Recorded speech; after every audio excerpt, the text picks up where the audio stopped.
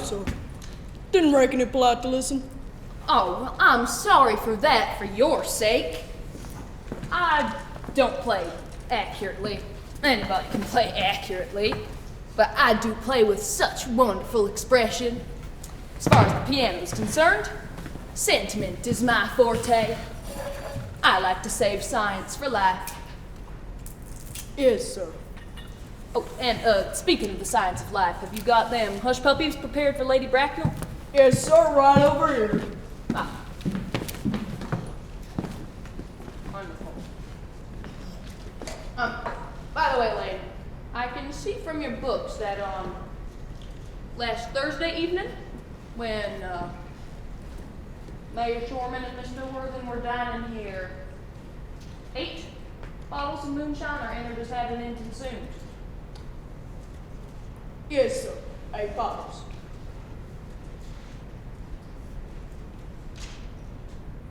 And Why is it, Lane, that at a bachelor's establishment, the servants invariably drink the moonshine?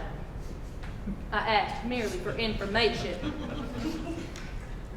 well, I'd say it's because of the better quality of the spirits. In married households, the moonshine really is a first-rate brand, you know? Oh, good heavens, is marriage so demoralizing as that? Well, I do believe it's a pleasant state. I ain't have much experience with it myself. Only really been married once. Well, that was in consequence of kind of misunderstanding between myself and a young person. I really don't know that I'm much interested in your family life, Lane. No, sir. I'm very interested. Well, I rarely think about it myself. Very natural, I'm certain. That'll do, Lane, thank you. Thank you, sir.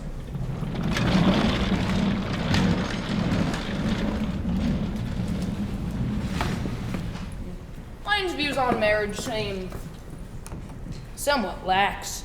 I mean, really, if the lower orders don't set us a good example, what on earth is the use of them? They seem as a class to have absolutely no sense of moral responsibility.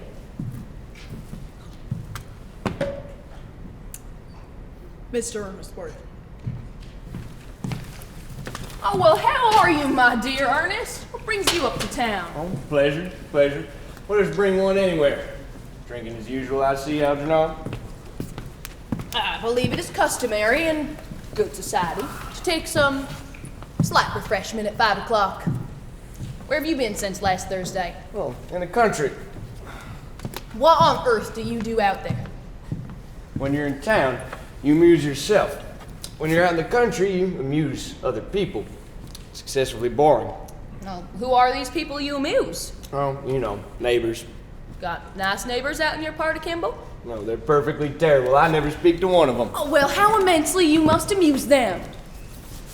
By the way, Kimball is your county, is it not? Kimball? Yeah, of course it is. Well, looky here. What is all of this, Algernon? Cups and hush puppies. Let me ask you something. Why such reckless extravagance from such a lonesome saloon? Tell me, who is coming here for a drink? Oh, merely Aunt Augusta. And Gwendolyn. Well, that's mighty fine. Yes, that's all very well, but I'm afraid Aunt Augusta won't quite approve of your being here. Well, why not? My dear fellow, the way you flirt with Gwendolyn is perfectly disgraceful. It's almost as bad as the way Gwendolyn flirts with you. Well, that is nonsense. I'm in love with Gwendolyn. You know, I came uptown expressly to propose to her. Well, I thought you'd come up for pleasure. I call that business. How utterly unromantic you are. I really don't see anything romantic in proposing. Why, it's very romantic to be in love, but there's nothing romantic at all about a definite proposal. I mean, one may be accepted. One usually is, I believe. But then the excitement is all over. You know, the very essence of romance is uncertainty. If I ever get married, I'll certainly try to forget the fact. I've no doubt about that, Algernon. The divorce court was made specially for people whose memories are so curiously constituted. Oh, there's no use speculating on that subject. Divorces are made in heaven. Please don't touch the hush puppies. I had those ordered specially for Aunt Augusta. You've been eating them all the damn time. Oh, well, that is quite a different matter. Aunt Augusta is my aunt. You should have some of that bread and butter instead. It's for Gwendolyn. She's absolutely devoted to bread and butter. Pretty good bread and butter it is, too. Oh, well, you need not eat as if you were going to eat all of it. I mean, you behave as if you're married to her already. You're not married to her already. I don't think you ever will be. What makes you say that? My dear fellow, Gwendolyn is my first cousin. And before I allow you to marry her, you are going to have to clear up the whole question of Cecily. Cecily? What do you mean by that, Algernon? What do you mean by Cecily? I don't know anyone named Cecily. Lane. Yes, sir. Right, Timon. Can you bring me that flask that Mr. Worthing left the last time he dined here? Oh, of course, sir. Wait a damn minute. Do you mean to say you've had my flask this whole time? I wish to goodness you would let me know. I've been writing frantic letters to the local police about it. I was very nearly offering a large reward. Well, I wish you would offer one. I happen to be more than usually hard up. My dear fellow, there's no good offering a large reward now that the thing is found. Oh, well, I think that's rather mean of you, Ernest, I must say. Here it is, sir. Thank you. However, it makes no matter, for now that I look at the inscription on it, I find that the thing is not yours at all. Lane. What do you mean? Of course it's mine. You've seen it with near 100 times. Besides, you have no right to read what's written on a private flask. It's a very ungentlemanly thing to read what's written on a private flask. Oh, it's absurd to have a hard and fast rule about what one should or should not read. Half of modern culture depends upon what one shouldn't read. I don't propose we discuss modern culture. It's not the sort of thing you should talk of in private. I simply want my flask back. Yes, but this is not your flask. This flask is a present from somebody of the name of Cecily. And you said you didn't know anybody of that name. Well, if you must know, Cecily happens to be my aunt. Your aunt? Yes, charming old lady she is too, lives up at Rock Springs. Now just get back to me, Algie. Yes, but why does she call herself Little Cecily if she is your aunt who lives at Rock Springs? From Little Cecily with her fondest love. Algernon, what on earth is there in that? Some aunts are tall and some aunts are not tall. That surely is a matter that any aunt may be allowed to make up for herself. You seem to think that every aunt should be exactly like your aunt. Now that is absurd. And for heaven's sake, give it back to me. Yes, but why does your aunt call you her uncle? From Little Cecily with her fondest love to her dear uncle, Jack. There's no objection, I admit, to an aunt being a small aunt. But why an aunt, no matter what her size may be, should call her own nephew her uncle, I can't quite make out. Besides, your name isn't Jack at all, it's Ernest. It isn't Ernest, it's Jack. You have always told me it was Ernest. I've introduced you to everybody as Ernest. You answer to the name of Ernest. You look as though your name is Ernest. You know, you are the most earnest-looking person I've ever seen in my life. It's perfectly ridiculous you're saying your name isn't Ernest. I mean, it's on your cards. Here's one of them. Mr. Ernest Worthing, Lot 14, Upper Main Street. I shall keep this as proof that your name is Ernest if you ever attempt to deny it to me, or to Gwendolyn, or to anybody else. Well, my name is Ernest in town and Jack in the country, and that flask was given to me in the country. Yes, but that still does not account for the fact that your small Aunt Cecily, who lives at Rock Springs, calls you her dear uncle. Come on now, old boy, you'd much better have the thing out at once. Algernon, you talk exactly as if you were a dentist. Very vulgar thing to talk like a dentist when you ain't a dentist. well, it produces a false impression. Well, that's exactly what dentists always do. Now, go on. Tell me the whole thing. I may mention that I've always suspected you of being a confirmed and secret Bunburyist. I'm quite sure of it now. A Bunburyist? What the hell do you mean by that? Well, I shall reveal to you the meaning of that incomparable expression as soon as you are kind enough to inform me why you are Ernest in town and Jack in the country. Well, give me back my flask first. Here it is. Now give me your explanation, and do make it improbable. Algernon, I'm afraid that my explanation is not improbable at all. Oh. In fact, it's perfectly ordinary. Old Mr. Thomas Cardew, who adopted me when I was a little boy, made me, in his will, guardian to his granddaughter, Miss Cecily Cardew.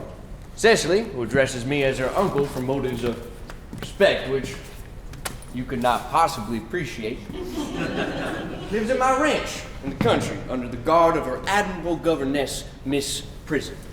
Where is this place in the country, by the way? That is nothing to you, dear boy. You are not going to be invited. I'm going to tell you candidly, the place is not in Kimball. Oh, well, I suspected that, my dear fellow. I mean, I've Bunburied all over Kimball on 2 separate occasions. Now go on. Why are you Ernest in town and Jack in the country? Algernon, I don't know if you will be able to fully grasp my true motives. You're hardly serious enough. When one is placed in the position of guardian, one has to take up a very high moral tone on all subjects. It's one's duty to do so, seeing as a high moral tone can hardly be conducive to either one's health or happiness. In order to get up to town, I've always pretended to have a younger brother, named Ernest, who lives here in Cheyenne. Gets the most dreadful of scrapes. That, Algernon, is the whole truth, pure and simple. The truth is rarely pure and never simple. Modern life would be quite tedious if it were either, and modern literature a complete impossibility. That wouldn't be at all a bad thing. Literary criticism is not your forte, my dear fellow. Don't try it. You should leave that to people who haven't been at a university. They do such a wonderful job of it in the daily papers. Now, what you really are is a Bunburyist. I was quite right in saying you're a Bunburyist. I think you are one of the most advanced Bunburyists I've ever met. Algernon, what the hell are you talking about? You have invented a very useful younger brother called Ernest, in order that you may be able to come up to town as often as you like. Well, I have invented an invaluable permanent invalid called Bunbury, in order that I may be able to go down to the country whenever I choose. Oh, Bunbury is perfectly invaluable. I mean, if it wasn't for Bunbury's extraordinary bad health, for instance, I would not be able to dine with you at Phyllis's tonight. Or, really, I've been engaged to Aunt Augusta for more than a week. Now, wait a minute. I haven't asked you to dine with me anywhere tonight. Oh, well, I know that. You're absurdly careless about sending out invitations. It's quite foolish of you. Nothing annoys somebody so much as not receiving invitations. I think it'd be much better if you dined with your Aunt Augusta tonight, Algernon. I haven't the smallest intention of doing anything of the kind. To begin with, I dine there on Monday, and once a week is quite enough to dine with one's own relations. In the second place, whenever I do dine there, I'm always treated as a member of the family, and I'm either sent down with no woman at all, or 2. In the third place, I know perfectly well who she will place me next to tonight. She will place me next to Mary Farker, who always flirts with her own husband across the dinner table. Does she now? It is not very pleasant. Indeed, it's not even decent. The amount of women in Cheyenne who flirt with their own husbands is perfectly scandalous. Oh, it looks so bad. It's merely washing one's clean linen in public. Besides, now that I know you to be a confirmed Bunburyist, I naturally want to talk to you about Bunburying. I am going to tell you the rules. I am not a Bunburyist at all. Gwendolyn accepts me, I'm going to kill my brother. Indeed, I think I'll kill him at any rate. Cecily's getting a little too much attached to him. It's getting to be rather a bore. So, I'm going to kill my brother Ernest, and you know, I strongly advise you to do the same with with your invalid friend with the absurd name. Nothing will induce me to part with Bunbury. And if you ever get married, which seems to me extremely problematic, you will be very glad to know Bunbury. Any man who marries without knowing Bunbury has a very tedious time of it. That is nonsense. If I marry a sweet, charming girl like Gwendolyn, you know, she's the only girl I ever saw in my life that I would marry. Certainly won't want to know Bunbury. Then your wife will. You don't seem to realize that in married life, 3 is company and 2 is none. That, my dear young friend, is a theory that the corrupt French drama has been propounding for the last 50 years. Yes, and that the happy American home is proved in just half that time. Well, for heaven's sake, don't try to be cynical. It's perfectly easy to be cynical. It isn't easy to be anything nowadays. There's such beastly competition about it. Dear God, that must be on Augusta. Only relatives or creditors ever announce themselves in that clip-cloppity way. Now, if I get her out of the way for 10 minutes so that you might have an opportunity of proposing to Gwendolyn, may I dine with you at Willis's tonight? Yes, I suppose so, if you really want to. Yes, but you must be serious about it. I really hate people who are not serious about meals. It's so shallow of them. Lady Bracknell, Miss Fairfax.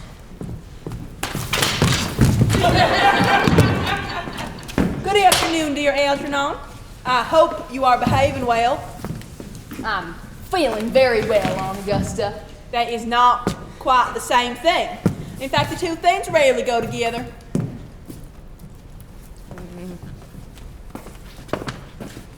Oh, well, dear me, aren't you smart? I'm always smart. Am I not, Mr. Worthing? You're quite perfect, Miss Fairfax. Oh, I hope I'm not that. There's no room for development. I can develop in many directions. I am sorry if we are a little late, Algernon, but I was obliged to call on dear Lady Harbury. I hadn't been there since her poor husband's death. I'd never seen a woman so altered. She looked quite 20 years younger.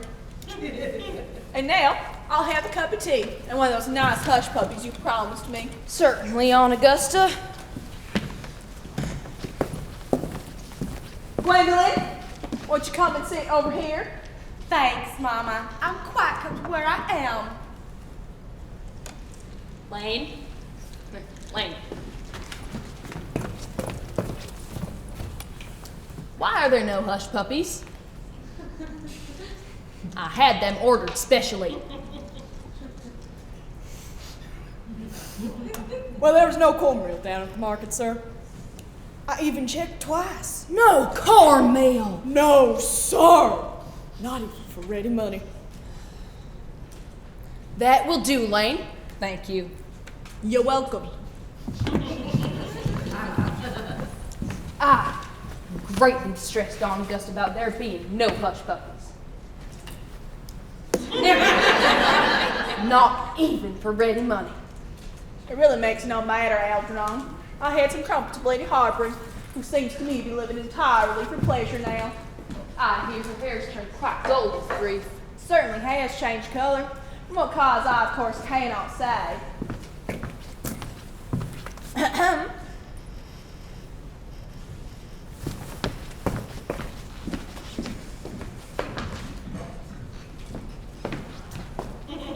Thank you. I've quite the treat for you tonight, Algernon. I am going to sit you down with Mary Farker. She is such a nice woman and so attentive to her husband. It is delightful to watch them. I'm afraid, Aunt Augusta, that I shall have to give up the pleasure of dining with you tonight after all. I hope not, Algernon. It would put my table completely out. Your uncle would have to dine upstairs. Fortunately, he is accustomed to that. I need hardly say it's a great disappointment and a terrible bore to me. But the fact is that I've just had a telegram in from the country saying that my poor friend Bunbury is very ill again. They seem to think I should be with him. It is very strange. This Mr. Bunbury seems to suffer from curiously bad health. Oh yes, poor Bunbury is just a dreadful invalid. Well, I must say, Algernon, I think it is high time Mr. Bunbury made up his mind whether he was going to live or die. This shilly-shally question is absurd. Nor do I in any way approve of the modern sympathy with invalids. I consider it morbid. Illness of any kind is hardly a thing to be encouraged in others. Health is the primary duty of life. I keep trying to tell that to your poor uncle, but he never seems to take much notice. As far as any improvement in his ailment goes, well, I should be much obliged if you were to ask Mr. Bunbury from me if he would be kind enough not to have a relapse on Saturday, for allowing you to arrange my music for me. It is my last reception, and one wants something that will encourage conversation, particularly at the end of a season when everyone has said practically everything they've had to say, which in most cases was probably not much. I'll speak to Bunbury on Augusta if he's still conscious, and I think I can assure you that he will be quite all right by Saturday. Thank you, Algernon. It is very thoughtful of you. The program should be delightful after a few expurgations. Expurgations? Hillbilly songs I cannot possibly allow. People always seem to think that they are improper and either look shocked, which is vulgar, or laugh, which is worse. But Appalachian sounds thoroughly respectable dialect, and I believe it is so. Gwendolyn, you will accompany me. Certainly, Mama. I got you. Charming day it's been for Miss Fairfax. Pray, don't talk to me about the weather, Mr. Worthing. Whenever people talk to me about the weather, I always feel quite certain that they mean something else. That makes me so nervous. Well, I do mean something else. I thought so. In fact, I'm never wrong. And I would like to be allowed to take advantage of Lady Bracknell's temporary absence. Certainly advise you to do so. Mama has a way of coming back suddenly into a room, which I've often had to speak with her about. Well, Miss Fairfax, ever since I met you, I've admired you more than any other girl I've ever met since I met you. Yes, I'm quite well aware of the fact, and wish that in public at any rate, you'd been more demonstrative. For me, you always held a certain fascination. Even before I met you, I was far from indifferent to you. We live, as I hope you know, Mr. Worthing, in an age of ideals. The fact is constantly mentioned in the more expensive monthly magazines, and has reached provincial pulpits, I'm told. And my ideal has always been to love someone with the name of Ernest. There is something in that name that inspires absolute confidence. Ever since Algy first mentioned to me that he had a friend named Ernest, I knew I was destined to love you. You really love me, Gwendolyn? Passionately. Darling, you don't know how happy you've made me. My own Ernest. But you don't mean to say that you couldn't love me if my name wasn't Ernest? Your name is Ernest. Yes, I know that, but supposing it was something else, do you mean to say you couldn't love me then? Clearly a metaphysical speculation.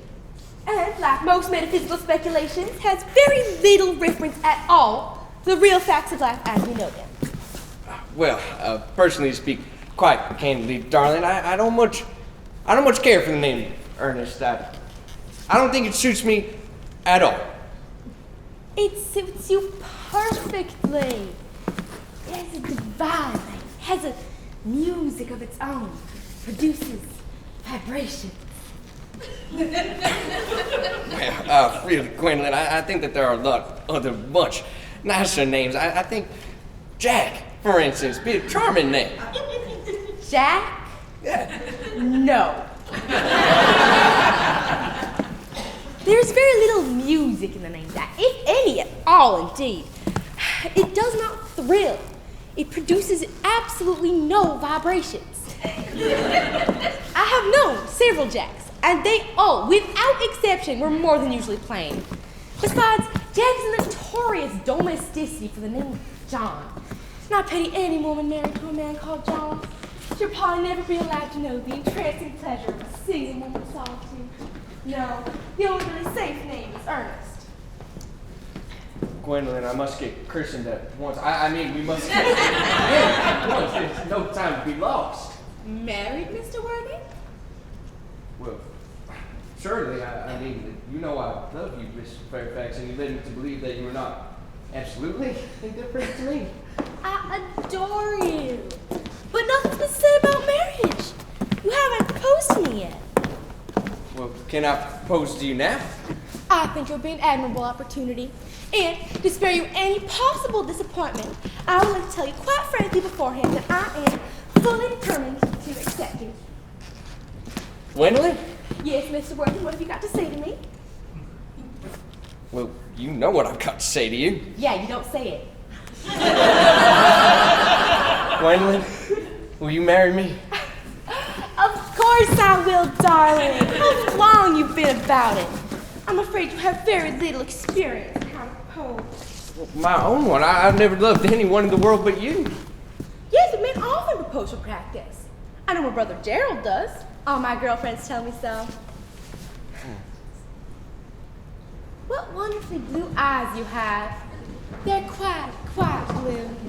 I hope you will always look at me just like that, especially when there are other people present. Mr. Worthen, rise, sir, from this semi-recumbent posture. It is most indecorous. Mama, I must beg you to retire. This is no place for you. Besides, Mr. Worthen has not quite finished yet. Finished. What? May I ask? I'm engaged to be married to Mr. Worthen, Mama. You are nothing of the kind. When you do become engaged, I or your father, should his health permit him, will inform you of the fact.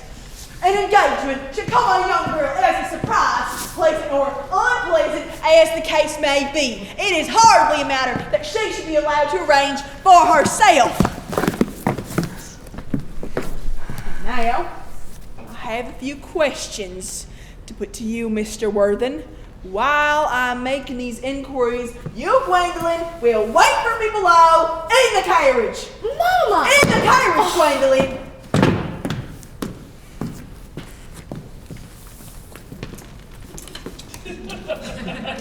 Gwendolyn! The carriage! Yes, Mama.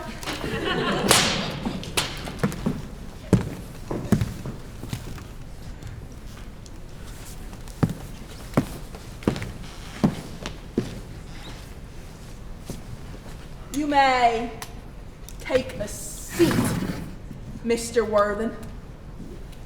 Thank you, Lady Bracknell. I prefer standing. Right. I feel bound to tell you that you are not on my list of eligible young men. I have the same list as the dear heiress of Jackson Hole has. We work together, in fact. However, I am quite ready to enter your name, should your answers be what a really affectionate mother requires. Do you smoke? Well, yes, I must admit I smoke. I am pleased to hear it. A man should always have an occupation of some kind. There are far too many idle men on this lonesome prairie as it is. How old are you? 29, Lady Bracknell. That is a very good age to be married at. I have always held the opinion that a man who desires to get married should either know everything or know nothing. Which do you know? Well, I I know nothing, Lady Bracknell. I am glad to hear it. I do not believe in anything that tampers with natural ignorance. Ignorance is like a delicate, exotic fruit. Touch it, and the bloom is gone. The whole theory of modern education is radically unsound. Fortunately, in America at any rate, education produces no effect whatsoever. If it did, it would most likely lead to acts of violence like the War of Northern Aggression. What is your income? Between $7,000 and $8,000 a year. In land or in investments? Investments, chiefly. That is satisfactory. Well, between the duties expected from one during one's lifetime and the duties exacted from one after one's death, land has ceased to be either a profit or a pleasure. It gives one position and prevents one from keeping it up. That's all that can be said about land. I have a ranch with some land, of course, attached to it, around 1,500 acres or so, I believe, but I don't depend on that for my real income. In fact, as far as I can tell, the poachers are the only people that make anything out of it. A ranch. How many bedrooms? Well, that point can be cleared up afterwards. You have a townhouse, I hope. A girl with a simple, unspoiled nature like Gwendolyn could hardly be expected to reside on a ranch. Well, I do have a townhouse, Lady Bracknell, on Upper Main Street, but it's let by the year to Lady Bloxham. Of course, I can get it back whenever I like it, around 6 months' notice. Lady Bloxham. I don't know her. Oh, she goes about very little. She's a lady considerably advanced in years. Nowadays, that is no guarantee of respectability of character. What are your politics? Oh, well, I'm afraid I really have none. I'm an entrepreneur. Oh, that's conservative enough. They come with us or dine in the evening at any rate. Now to minor matters. Are your parents living? No, I've lost both my parents. To lose one parent, Mr. Worthen, may be considered a misfortune. To lose both looks like carelessness. Who was your father? He was evidently a man of some wealth. Did he rise from the aristocracy, or was he born in the radical papers called the Purple of Commerce? Well, I'm afraid I don't really know, Lady Bracknell. I said I lost both my parents. I suppose it would be nearer to the truth to say that they seem to have lost me. I don't actually know who I am by birth. I was found. Found? Yes, Lady Bracknell, I was found. Old Mr. Thomas Cardew, a gentleman of very charitable and kindly disposition, found me and gave me the name Worthing because he happened to have a first-class ticket for Worthing in his pocket at the time. Worthing was placed a little ways north of here. It's a lakeside resort. And where did this charitable gentleman who had a first-class ticket to a lakeside resort find you? A handbag. A handbag! Yes, Lady Bracknell, I was in a handbag, a rather large brown leather handbag, some handles to it. Ordinary handbag, in fact. And in what locality did this Mr. James or Thomas Cardew come across this ordinary handbag? Coat room at Depot Station was given to him mistake for his own. The coat room at the depot station? Yes, the Brighton line. The line is immaterial. Mr. Worthen, I must confess, I feel somewhat bewildered by what you have just told me. To be born, or at any rate bred, in a handbag, whether it had handles or not, seems to me to show a contempt for the ordinary decencies of family life, and reminds one of the worst successes of the Cold Wars. And I presume you know what that unfortunate movement led to. As for the particular locality in which it was found, the coat room at a railway station may be used to conceal social indiscretion, has probably indeed been used for that purpose before now, and it is hardly a recognized basis for an assured position in good society. Well, then, can I ask you what you advise me to do? I need hardly say I do anything in the world to ensure Gwendolyn's happiness. I would strongly advise you, Mr. Worthen, to acquire some relations as soon as possible and to come up with one parent of either sex before the season is quite over.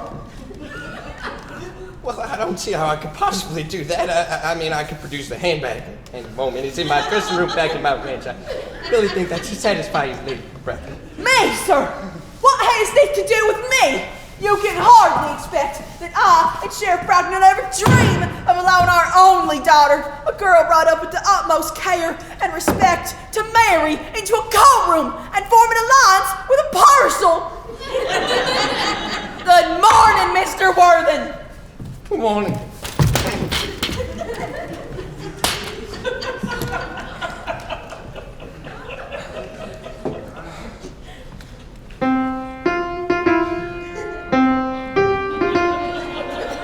For heaven's sake, Algernon, stop playing that ghastly tune. How idiotic you are. Oh, well, didn't it go off all right, old boy? Oh, you don't mean to say Gwendolyn refused you? Oh, she's always refusing people. I know it's a way she has. I think it's most ill-natured of her. Gwendolyn's as right as a trivet. As far as she's concerned, we are engaged. Mother, on the other hand, is perfectly unbearable. Never met such a gorgon. I don't really know what a gorgon is like, but I'm quite sure that Lady Bracknell is one. At any rate, she's a monster without being a myth, which is rather unfair, and I beg your pardon, Algernon, I suppose I shouldn't talk that way about your relations in front of you. My dear boy, I love hearing my relations abused. Indeed, it's the only thing that makes me put up with them at all. Relations are simply a tedious pack of people who haven't got the remotest knowledge of how to live, nor the smallest instinct on when to die. That is nonsense. No, it's not. Well, I won't argue about the matter. You always want to argue about things. Well, that is exactly what things were originally made for. Upon my word, if I thought that, I'd shoot myself. Say, Algernon, you don't think that there's any chance of Gwendolyn becoming anything like her mother in about 150 years or so, do you? All women become like their mothers. That is their tragedy. No man does. That is his. Are you trying to be clever? Oh, come on, it's perfectly phrased. And quite as true as any observation in civilized life already. Let me tell you something. I'm sick to death of cleverness. Everybody is clever nowadays. It's become an absolute public nuisance. I wish to goodness we had a few good fools left. Oh, we have? Well, I should extremely like to meet them. Say, what do they talk about? Fools? Yeah. Oh, well, they talk about the clever people, of course. Oh, what fools. By the way, did you tell Gwendolyn the truth about your being Ernest in town and Jack in the country? My dear fellow, the truth isn't quite the sort of thing you tell to a sweet, refined girl like Gwendolyn. What ideas you have on how to treat a woman? The only way to treat a woman is to make love to her if she's pretty, and to someone else if she's plain. Oh, that is nonsense. Now, what about your brother, then? What about the profligate Ernest? Oh, before the end of the week, I'll have gotten rid of him. Say he died in Winnipeg of apoplexy. Lots of people die quite suddenly of apoplexy, don't they? Yes, but apoplexy is hereditary, my dear fellow. You know, the sort of thing that runs in families. Right. I think you'd much better say tuberculosis. Now, wait a minute. Are you sure that tuberculosis isn't hereditary or anything like that? Oh, of course it isn't. All right, then. My poor brother Ernest is carried off suddenly in Winnipeg by tuberculosis. That gets rid of him. Oh, wait. I thought you said that Miss Cardew was a little too much attached to your poor brother Ernest. I mean, won't she feel his loss a good deal? Oh, no. That's all right. Cecily's not a silly, romantic girl, I'm glad to see. She's got a capital appetite, goes on long walks, and, well, she Pays no attention at all to her lessons. I would rather like to see Cecily. I would take very good care you never do. She's excessively pretty, and she's only just 18. Oh, have you told Gwendolyn that you have an excessively pretty ward who's only just 18? Oh, one doesn't just blurt these things out to people. Cecily and Gwendolyn are perfectly certain to be very good friends, Algernon. You know what? I'll bet you anything you like that half an hour after they've met, they will be calling each other sister. Women only do that when they've called each other a lot of other things first. Now, if we want to get a good table at Willis's, we really must go and dress. Did you know it's nearly 7? Oh, it's almost always nearly 7. Well, I'm hungry. Well, I never knew you when you weren't. Well, what should we do after dinner then? We could go to a hoo-ha. No. I hate sweating. We could go over to that new saloon across town. No, I hate talking. Well, we could skip round to the shooting gallery at 10. No, I hate squinting. You know that. Well, then what shall we do? Nothing. Oh, why, it's awfully hard work doing nothing. Oh, goodness. However, I don't mind hard work if there's no definite object of any kind. Miss Fairfax. Gwendolyn, upon my word. Algie, kindly turn your back. I have something very particular to say to Mr. Worthing. Oh, really, Gwendolyn, I don't think I can allow this at all. Algie, you always adopt a strictly immoral attitude towards life. You are not quite old enough to do that.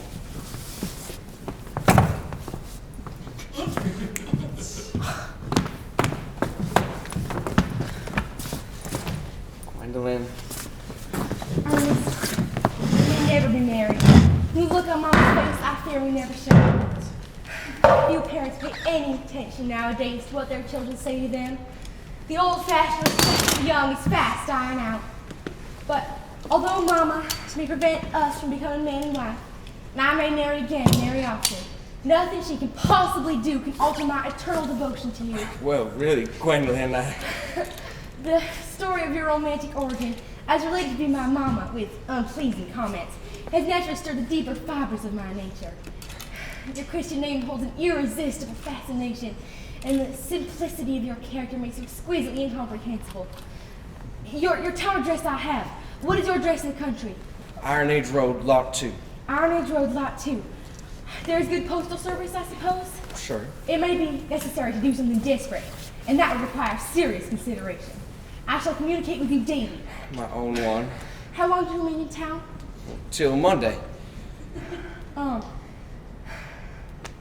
Algie, you may turn around now. Oh, thanks, I'm round. You may also ring the bell. You will let me see you out to your carriage, my own darling? Certainly. Lane, I will see Miss Fairfax after. Okay.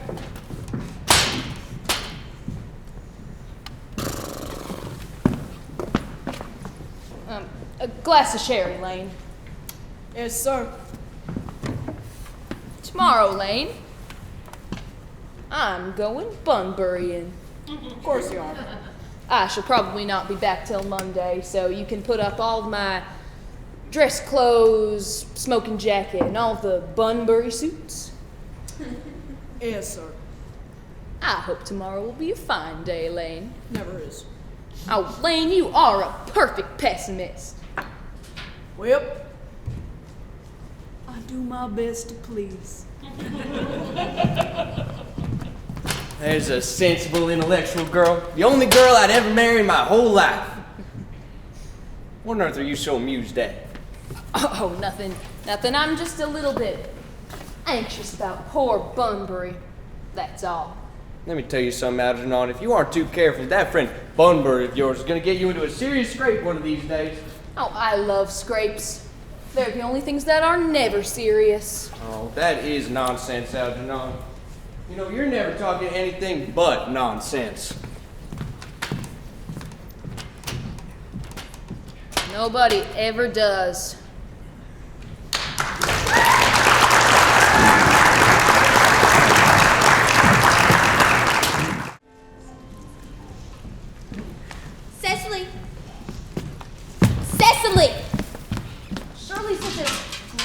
occupation as the watering of the flowers.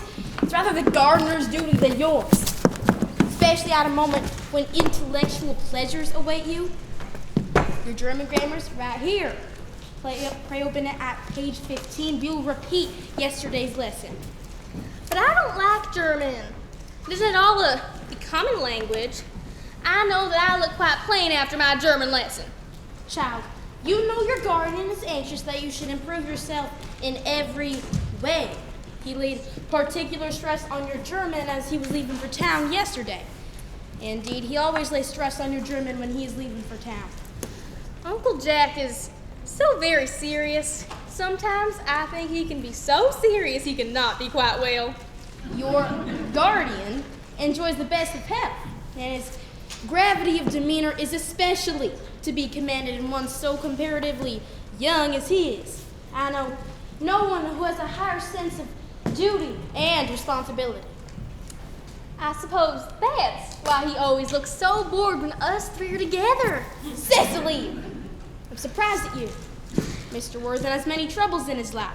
Idle merriment and triviality would be out of place in his conversation. You must remember his constant anxiety about that unfortunate young man, his brother. I wish Uncle Jack would allow that unfortunate young man, his brother, to come down here sometime.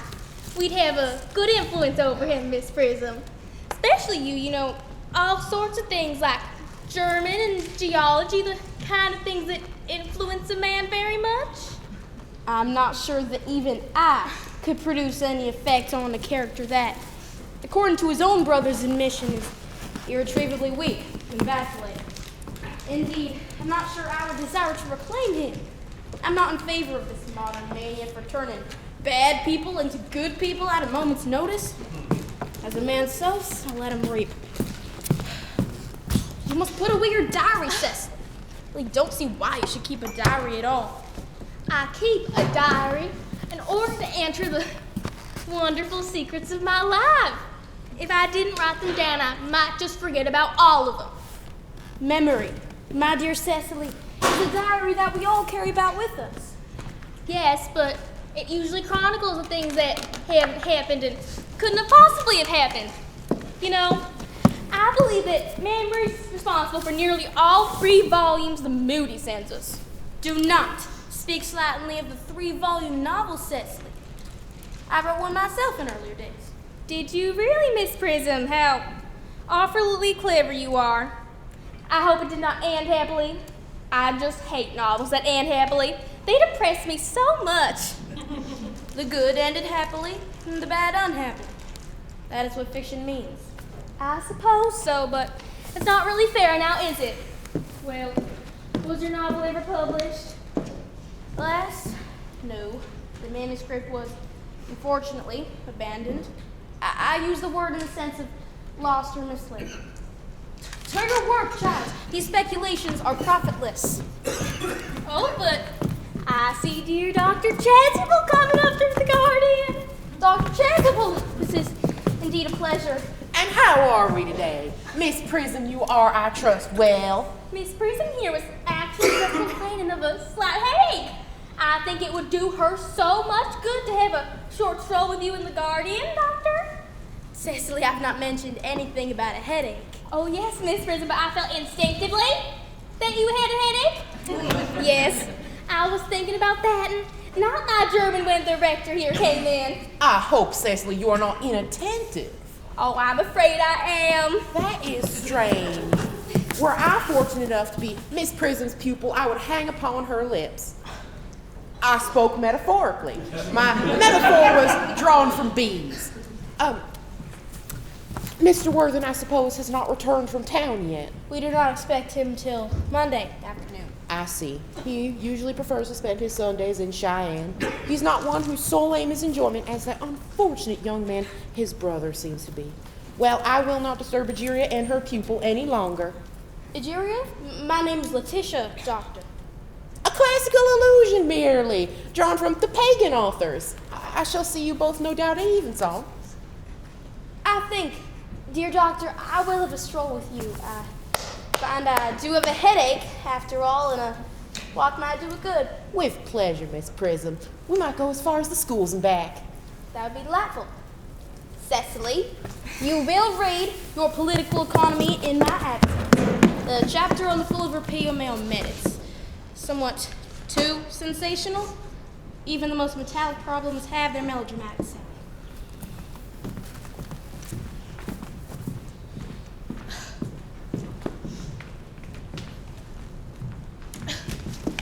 Hard political economy, hard geography, hard, Mr. Ernest Worthen has just arrived from the station. He has brought his luggage with him, and he's making his way through the barn right now. Mr. Ernest Worthen! The Lot 14, Uncle Jack's brother? Did you tell Uncle Jack his brother was in town? Yes, miss. He seemed very much disappointed. I mentioned that you and Miss Prism were out here. He said he was very anxious to speak to you privately for a moment. Tell Mr. Worthen to come out here. You better talk to the housekeeper about a room for him. Yes, ma'am. I've never met any really wicked person before. I feel rather frightened. I'm afraid he's gonna look just like everyone else.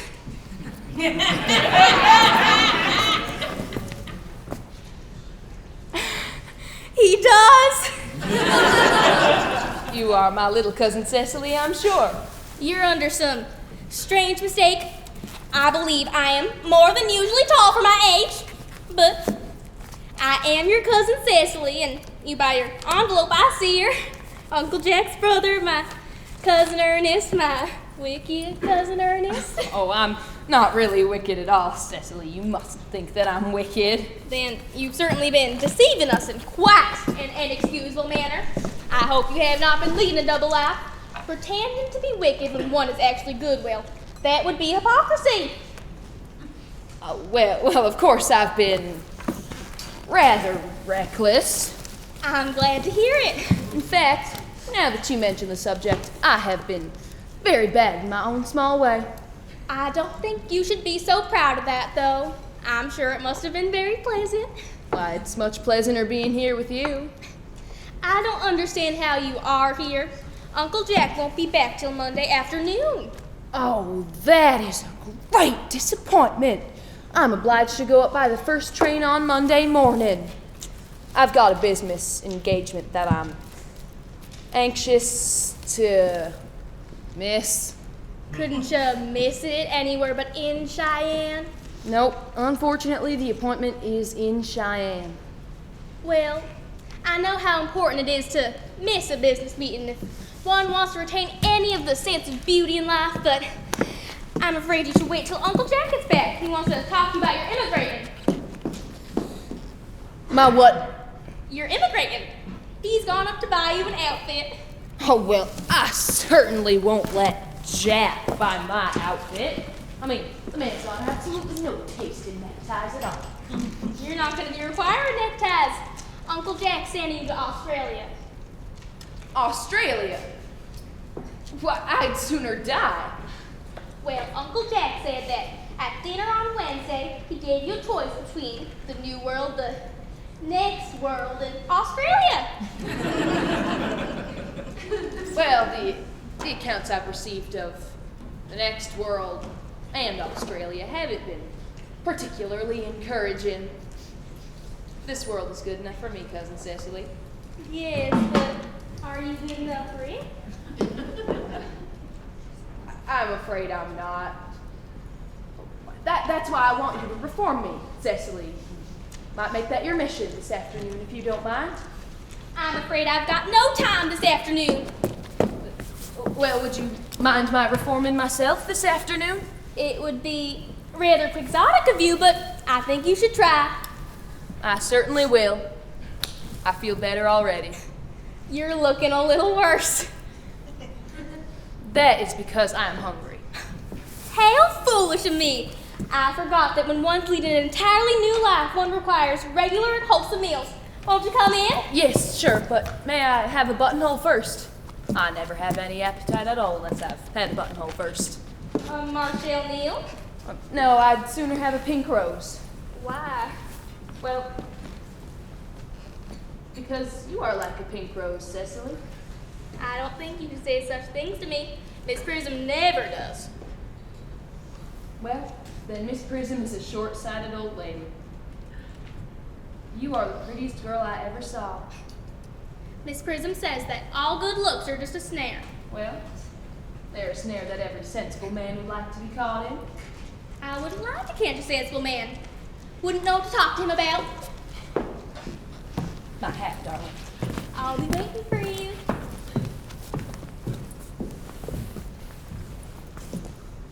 Yes!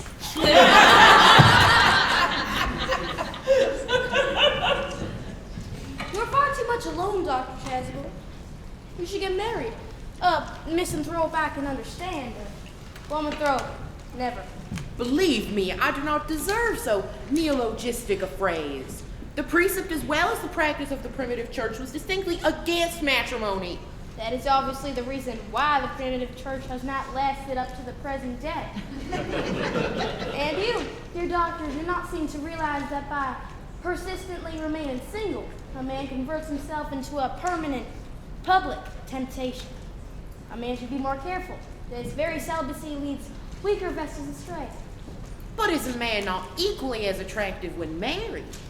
No married man is ever attracted, except to his wife. And sometimes I'm told not even to her. That depends on the intellectual sympathies of the woman. Maturity can always be depended on. Ripeness can be trusted. Young women are green.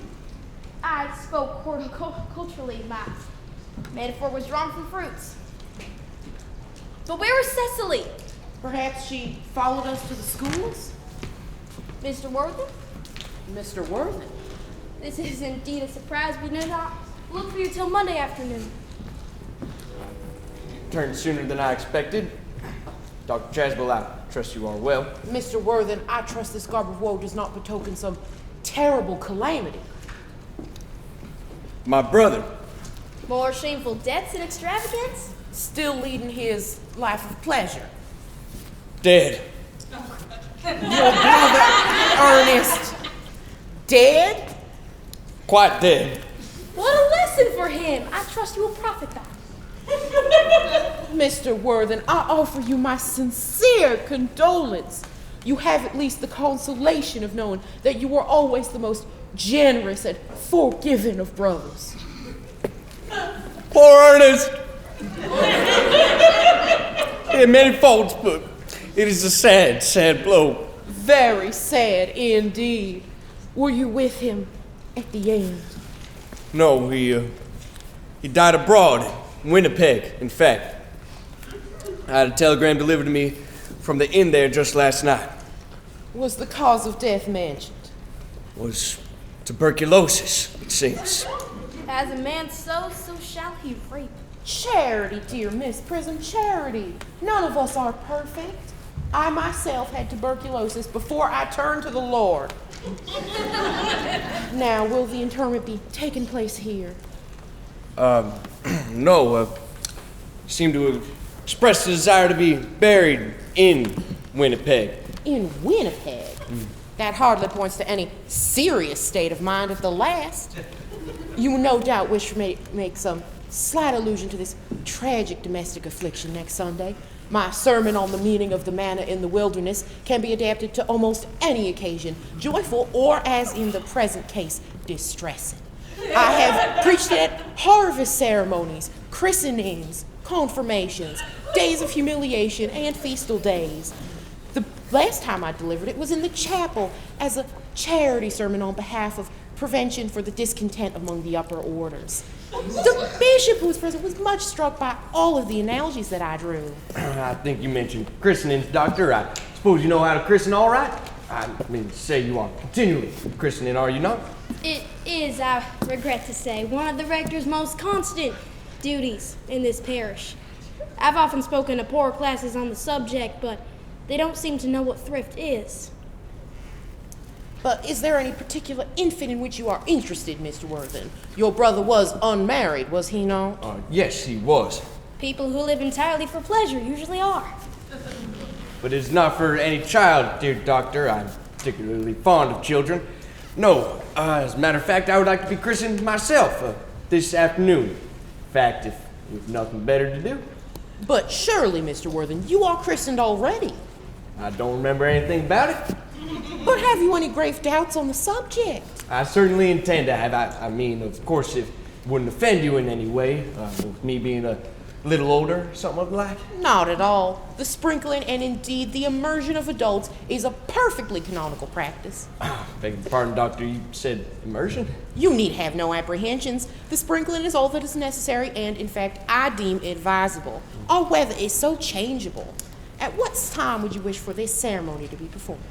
Oh, well, I think I might trot round about 5 or so. That would suit your liking? Perfectly, perfectly. In fact, I have 2 similar ceremonies to perform at that time. A case of twins has occurred on one of the outer-lying properties on your own estate. Now, poor Jenkins, that poor man. Well, I don't see much fun in being christened along with other babies. That would be childish. Would 5:30 do? Perfectly, perfectly. Thank you kindly. And now, Mr. Worthing, I will not intrude any longer into a house of sorrow. I will just beg you not be too bowed down by grief. What seem to us to be bitter trials are often blessings in disguise from our Lord above. This seems to me a blessing of an extremely obvious kind. Uncle Jack! Uncle Jack! Oh, I'm so pleased to see you back, but what horrid clothes you got on? You look like you're going to a funeral. Cecily! Do go and change them. My child, my child. Uncle Jack, do look happy. You look as though you got a toothache. You know what? I've got a surprise for you. Guess who's in the dining room? Your brother! Who? Your brother Ernest. He arrived about half an hour ago. What nonsense. I haven't got a brother. Uncle Jack, do be nice. There's some good in everyone. You couldn't be so heartless as to disown your own brother. You know what?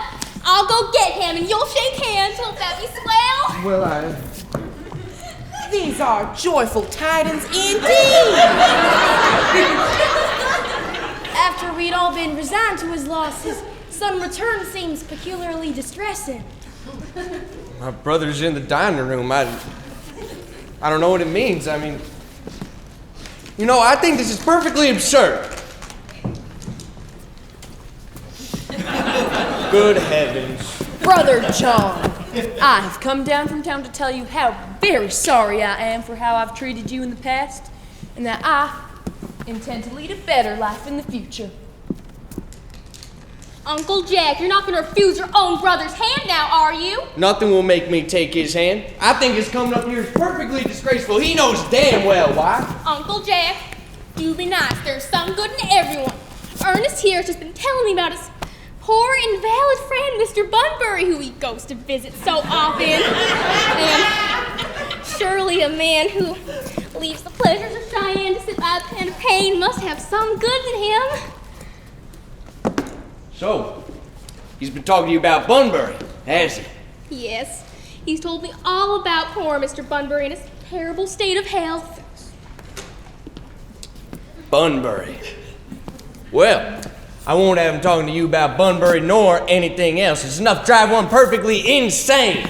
Oh, well, of course I admit that the faults were all on my side. You're damn right. However, I must say that I think Brother John's coldness towards me is particularly painful. I expected a more enthusiastic welcome, especially considering it's the first time I have come here. Uncle Jack, if you don't shake Ernest's hand, I will never forgive you. Never forgive me? Never, never, never. Fine. This is the last time I will ever do it. It is pleasant, is it not, to see so perfect a reconciliation. I propose we leave these 2 brothers alone. Yes. Cecily will come with us. Oh yes, my little task of reconciliation's over. You have done a beautiful act today, my child. We must not be premature in our judgments. I feel very happy.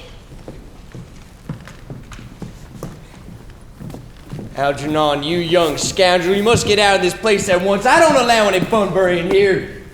I'll put Mr. Ernest things in the room next to yours, sir. I suppose that is all right. What? Mr. Ernest's luggage, sir. I have unpacked it and put it in the room next to your own. His luggage now. Yes, sir. 3 barrels, 1 dressing case, 2 hat boxes, and a large luncheon basket. I'm afraid I can't stay for more than a week this time. Mr. Merriman, please order a dog cart at once for Mr. Worthing. He has certainly been called back to town. Yes, sir. Oh, well, what a fearful liar you are, Jack. I've not been called back to town at all. Yes, you have. I haven't heard anyone call me. Your duty as a gentleman calls you back. My duty as a gentleman has never interfered with my pleasures in the slightest. Well, I can quite understand that. Well, Cecily is a darling. You are not to talk of Miss Cardew like that. I don't like it. Well, I don't like your clothes. Oh, not this again. You look perfectly absurd in them. Why don't you just go up and change? You know, it's very childish to be in deep mourning for a man who's actually staying with you in your house for a whole week as your guest. You are certainly not staying in my house for a whole week as a guest, nor anything else. You've got to leave by the next train out of here. Well, I certainly won't leave you so long as you're in mourning. It would be most unfriendly of me. You would stay with me if I was in mourning, I should think. It would be very unkind if you didn't. Well, will you go if I change my clothes? Yes, fine. But do be quick about it. I've never seen anyone take so long to dress. And with such little result. Well, at any rate, that's better than being always overdressed as you are. If I am occasionally a little overdressed, I make up for it by being always immensely overeducated. Overeducated. Let me tell you something, Algernon. Your vanity is ridiculous. Your conduct an outrage, and your presence at my ranch utterly absurd. However, you've got to leave by the next train out of here, and I hope you have a very pleasant journey back to Cheyenne. This bunburying, as you call it, has not been a great success for you.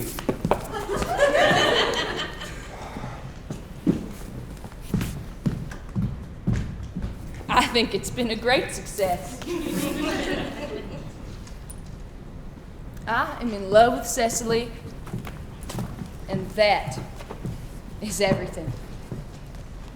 However, I must see her again before I go and make arrangements for another Bunbury. Oh, well, there she is. Oh, I merely came back to water the roses. I thought you were with Uncle Jack. Oh, no, he's gone to order the wagon for me. Oh, is he gonna take you for a nice drive? No, he's gonna send me away. Then have we got to part? I'm afraid so. It's a very painful parting. It is always painful to part from people who've only been known for a very brief space of time. The absence of old friends one can endure with equanimity, but even a momentary separation from one who's just been introduced, well, it's almost unbearable. Oh, thank you. The dog cart is at the door, sir. It can wait, Merriman, for 5 minutes.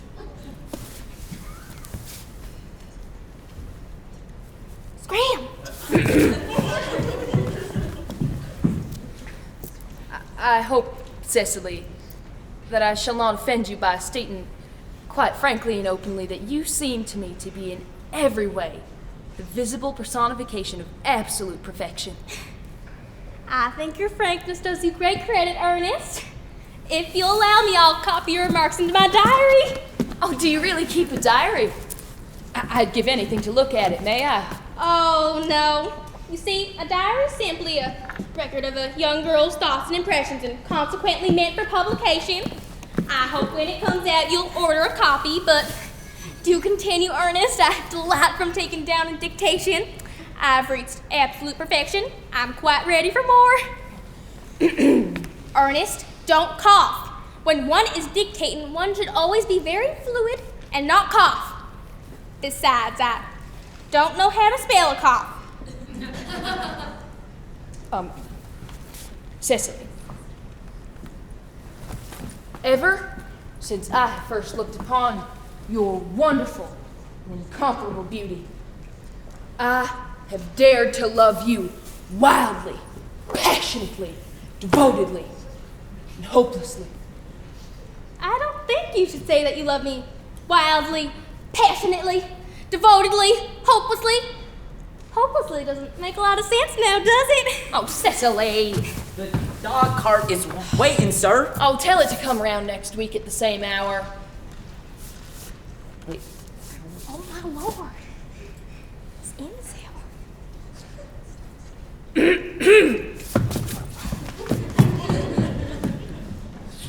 You know, I don't think Uncle Jack would be very pleased to hear that you're staying on till next week at the same hour.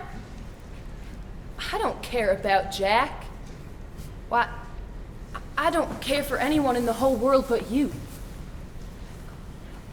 I love you, Cecily. You will marry me, won't you? Well, of course, you silly boy. Well, we have been engaged for the last 3 months. The last 3 months? Yes, it'll be exactly 3 months on Thursday. But how did we become engaged? Well, ever since Uncle Jack first confessed to us he had a younger brother who was very wicked and bad, you, of course, have formed the chief topic of conversation between myself and Miss Prism. Of course, a man who is very much talked about is always very attractive. I dare say it was foolish of me, Ernest, but I fell in love with you. Oh, darling. And when was the engagement actually settled? On the 14th of February last, when out by your entire ignorance to my existence, I determined to end the matter, one way or the other. But after a long struggle with myself, I decided to accept you in this dear barn here, and then I bought this little ring in your name, and this little bangle with the true lover's knot I promised you always to wear. Did I get you these? My, they're very pretty, aren't they? Yes, you've wonderfully good taste, Ernest. It's the excuse I've always given you for leading such a bad life. Oh, and this is the box in which I keep all your dear letters. Oh, my letters. Wait, but my own dear, sweet, loving little Cecily, I've never written you a single letter. You need hardly to remind me of that, Ernest. I remember only too well I was forced to write all your letters for you. I always wrote 3 times a week and sometimes oftener. The 3 you wrote me after our engagement was broken off are so beautiful and so badly spelled I can hardly read them now without crying a little. Wait, but was our engagement ever broken off? Yeah, you can see the diary entry if you like. It was on the 22nd of last March. Today, I broke off my engagement with Ernest. It was the right thing to do. The weather still continues charming. But why on earth did you break it off, Cecily? What had I done? Oh, Ernest, it hardly would have been a serious engagement if it hadn't been broken off at least once. Besides, I did forgive you before the week was out. Oh, what a perfect angel you are, Cecily. Dear romantic boy. I hope your hair curls naturally now, does it? Of course it does, darling. With a little help from others. I'm so glad. You'll never break off our engagement again, will you, Cecily? I don't think I could now that I've actually met you, and besides, there is the question of your name. Right, of course, my name. Oh, don't laugh at me, sweetheart, but it's always been a girlish dream of mine to love someone by the name of Ernest. The name seems to inspire absolute confidence. I pity any poor married woman whose husband is not named Ernest. But, Cecily, do you mean to say that you could not love me if I had some other name? But what name? Oh, any name you like. What about Algernon, for instance? But I don't like the name of Algernon. Well, my own dear sweet Cecily, I really don't see why you should object to the name of Algernon. I mean, I think it's a rather aristocratic name. Half the chaps who get into the bankruptcy court are called Algernon. But really, Cecily, if my name was Algie, could you not love me? I might respect you, Ernest. I might admire your character, but I'm afraid I wouldn't be able to give you my full attention if you had a different name. Cecily, your rector here is, I suppose, thoroughly experienced in all of the rites and ceremonials of the church. Oh, yes. Dr. Chasubles a most learned man. He's never written a single book, so you can imagine how much he knows. I must see him at once on a most important christening. On most important business. Oh, I shouldn't be away for more than half an hour. well, considering we've been engaged for 3 months and this is the first time we've ever met, it's rather rude of you to leave me such a long period of time. Make it 20 minutes. I'll be back in no time.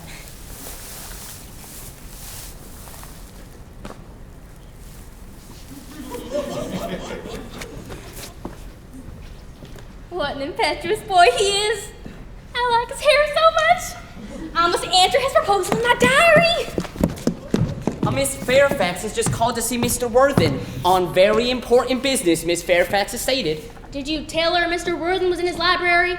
Mr. Worthen went in the direction of the rectory some time ago. Pray ask the lady to come out here and you can bring tea. Yes, ma'am. Oh my God! Miss Fairfax, I suppose one of the many good elderly women associated with Uncle Jack's charity work. I don't like women associated with charity work. I think it's so forward of them. Miss Fairfax.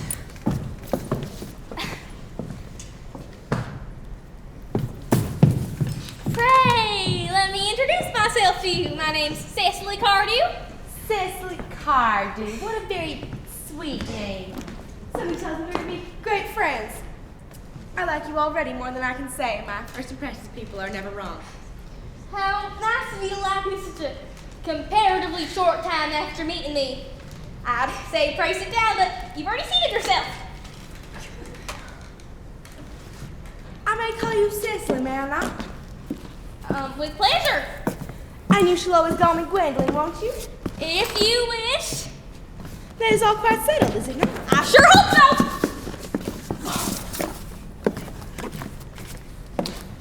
Perhaps it might be a favorable opportunity for my mentioning who I am.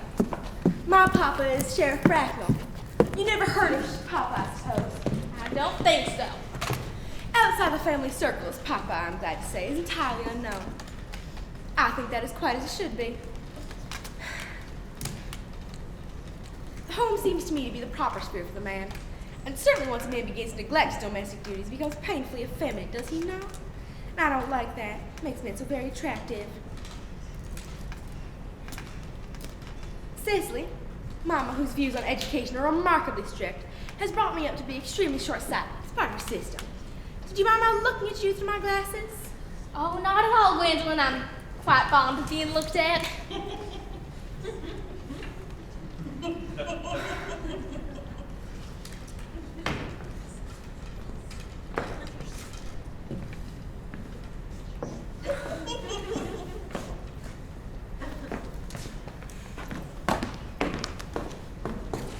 You are here on a short visit, I suppose. Oh, no, I actually live here. Really? Your mother, no doubt, or some other female relative of advanced years resides here also. No, I have no mother, nor in fact, any relations. Well, ain't that something? My guardian, with the assistance of Miss Prism, has the arduous task of looking after me. Your guardian? Yes, I'm Mr. Worthen's ward. It's very strange. He never mentioned to me that he had a ward. How secretive of him. He grows more interesting hourly. However, I'm not sure that the news inspires me with feelings of unmixed delight. I am very fond of you, Cecily. I have liked you ever since I met you. But I feel bound to state that now that I know that you are Mr. Worthen's ward, I can't help expressing a wish that you were, well, just a little older than you seem to be, and not quite so alluring in appearance. In fact, if I may speak candidly, Pray do. I think that whenever one has something unpleasant to say, one should always be quite candid. well, to speak with perfect candor, Cecily, I wish that you were fully 42 and more than usually plain for your age. Ernest has a strong, upright nature. He's a very soul of truth and honor. But even men of the noblest possible moral character are extremely susceptible to the influence of the physical charms of others. Modern illicit ancient history supplies the many most painful examples of what I refer to. If it were not so, indeed, it should be quite unreadable. I beg your pardon, Gwendolyn. Did you say Ernest? Yes. But it is not Mr. Ernest Worthing who's my guardian. It's his brother, his eldest brother. Ernest never mentioned to me that he had a brother. Oh, I'm sorry to say they haven't been on good terms for quite a long time. That accounts for it. And now I think of it, I've never heard any man mention his brother. So it seems distasteful to most men. Cecily, you have lifted a load from my mind. I was growing almost anxious. Would have been terrible if any cloud had come across a friendship like ours, would it not? Of course, you're quite sure that it is not Mr. Ernest Worthing who is your guardian. Quite sure. In fact, I'm gonna be his. I beg your pardon. Oh, Gwendolyn, there's no reason why I should keep it a secret to you. Our little county newspaper should have chronicled the fact next week. Mr. Ernest Worthing and I are engaged to be married. I'm afraid there must be some slight error, Miss Cardew. Mr. Ernest Worthing is engaged to me. That's impossible. Ernest proposed to me exactly 10 minutes ago. Well, it's certainly very curious, for Ernest asked me to be his wife yesterday afternoon at 5:30. If you would care to verify the incident. I never travel without my diary. One should always have something sensational to read on the train. I'm so sorry, dear Cecily, if it is any disappointment to you, but I'm afraid I have the prior claim. Whatever unfortunate entanglement my dear boy may have gotten into, I will never approach it with him once we are married. Do you allude to me, Miss Cardew, as an entanglement? You are presumptuous. On an occasion of this kind, it becomes more than a moral duty to speak one's mind. It becomes a pleasure. Whatever physical anguish this has put you through, I dare say I don't care.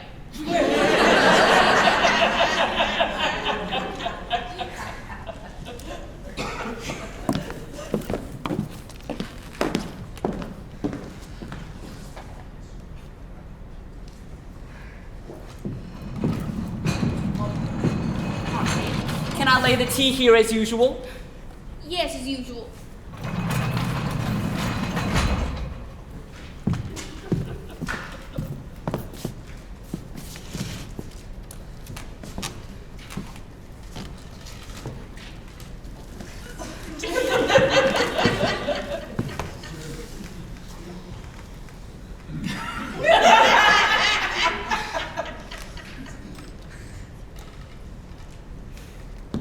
Are there many interesting walks in the vicinity, Miss Cardew?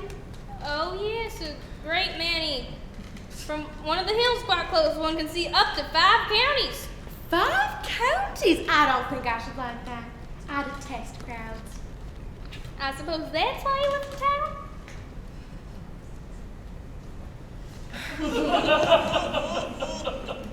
What a well-kept garden this is, Miss Cardew. So glad you like it. You said Miss Fainty Flats? I had no idea there were any flowers in the country. Oh, flowers are as common here, Miss Fainty Flats, as people are in Cheyenne. I believe you're gonna say that country off The country always bores me to death. I don't understand how anybody manages to exist here, if anybody who is anybody does. I believe this is what the newspapers are calling agricultural depression, is it not? I believe the intellectuals are suffering very much from it at the present. Would you like some tea, Miss Fanky Fax? Thank you. detestable girl, but I require tea. Sugar? No, thank you. Sugar is not fashionable anymore.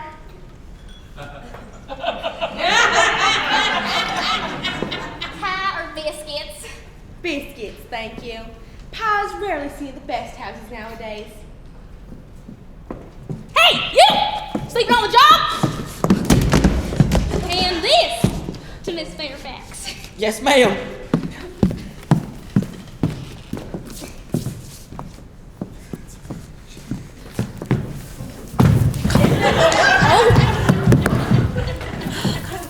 You have filled my tea with sugar, and though I ask most distinctly for biscuits, you have given me pie.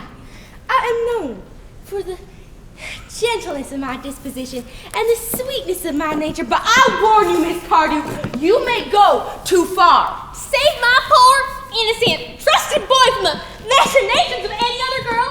There are no lengths to which I would not go. From the moment I saw you, I distrusted you. I felt you were false and deceitful.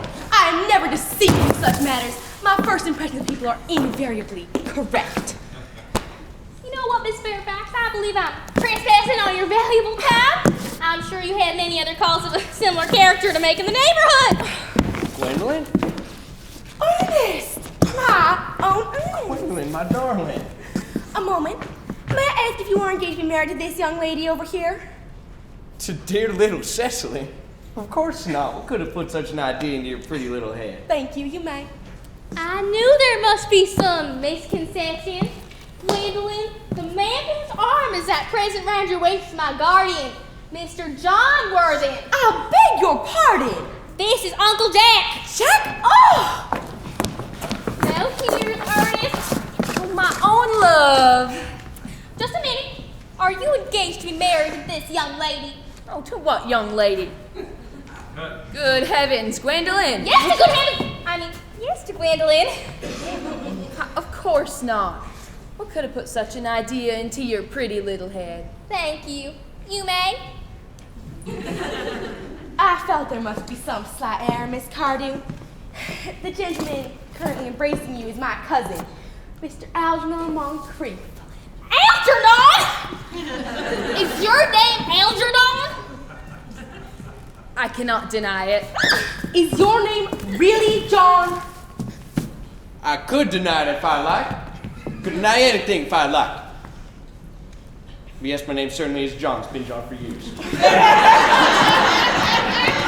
Gwendolyn, a gross deception has been practiced on the both of us. My poor wounded Cecily. My sweet, wrong Gwendolyn. You will call me sister, won't you? There's just one question I'd like to be allowed to ask my guardian. Yes, an admirable idea. Mr. Worthing, there's just one question I would like to be permitted to put to you. Where is your brother Ernest? We are both engaged to be married to your brother Ernest, so it is a matter of some importance to us to know where your brother Ernest is at present. Gwendolyn, Cecily, well, it's very difficult for me to be forced to speak the truth to you. It's the first time in my life I've ever been reduced to such a position, and I really have no experience in the matter, but... Well, I have no brother Ernest. I have no brother at all. Never had a brother in my entire life, and I certainly have no small intention of having one in the future. No brother at all? No, not one. Not even a brother of any kind. No, not even of any kind. I'm afraid it is quite clear, Cecily, that neither of us is engaged to be married to anyone. It's not a very pleasant situation for a young girl to find herself in now, is it? Let us venture into the house. They shall hardly dare follow after us there. Yes. Men are so cowardly, aren't they? This ghastly state of affairs is what you call Bunburying, I suppose. Oh, yes, and a perfectly wonderful Bunbury it is, too. The most wonderful Bunbury I think I've ever had in my life. Well, you have no right to Bunbury here. One has a right to Bunbury anywhere one chooses. Ever serious Bunburyist knows that. A serious Bunburyist? Good heavens! Oh, well, one must be serious about something if one wants to have any amusement in life. I happen to be serious about Bunburying. And what on earth you're serious about, I haven't got the remotest idea. About everything, I should fancy. You have such an absolutely trivial nature. Well, the only small satisfaction I can take in the whole of this mess is that your friend Bunbury seems to be quite exploded. Won't be able to run down to the country quite so often as he used to, Algernon. Quite a good thing, too. Oh, well, your brother's looking a little off color, isn't he, dear Jack? You won't be able to disappear to Cheyenne quite so frequently as your wicked custom was. And not a bad thing, either. As for your conduct toward Miss Cardew, I have to say that you're taking in a sweet, simple, innocent girl like that is quite inexcusable, to say nothing of the fact that she's my ward. Well, I can see no possible defense at all for your deceiving a brilliant, clever, thoroughly experienced young lady like Miss Fairfax. To say nothing of the fact that she's my cousin. I wanted to be engaged to Gwendolyn, that is all. I love her. Well, I simply wanted to be engaged to Cecily. I adore her. Well, there's certainly no chance in you being married to Cecily. I don't think there's much likelihood, Jack, of you and Miss Fairfax being united. Well, that is no business of yours, Algernon. If it was my business, I wouldn't talk about it. It is a very vulgar thing to talk about one's business. Only people like stockbrokers do that. And then merely at dinner parties. How you can stand here calmly eating muffins at a time like this is beyond me. You know, you seem to me to be perfectly heartless. Well, I can't eat muffins in an agitated manner. The butter would probably get on my cuffs, not to mention the crumbs. You know, one should always eat muffins quite calmly. It's the only way to eat them. I say that it's perfectly heartless of you to eat muffins at all, under the circumstances. When I'm in trouble, eating is the only thing that consoles me. Of course it is. Indeed, when I'm in really great trouble, as anybody who knows me intimately will tell you. Why is that so sweet, dear God? I refuse everything except food and drink. At the present moment, I am eating muffins because I am unhappy. Besides, I'm particularly fond of muffins. Well, that gives you no right to eat them all in that greedy way. Oh, well, I wish you would have tea cake instead. I don't like tea cake. Good heavens, I suppose a man may eat his own muffins at his own ranch. But you just said it was perfectly heartless to eat muffins. I know, I said it was perfectly heartless of you. Under the circumstances, that's a very different thing. Well, that may be. But the muffins are the same. Algernon, I wish to goodness you would go. You can't possibly ask me to go without having dinner first. I never go without my dinner. It's absurd. Nobody ever does except for the vegetarians and people like that.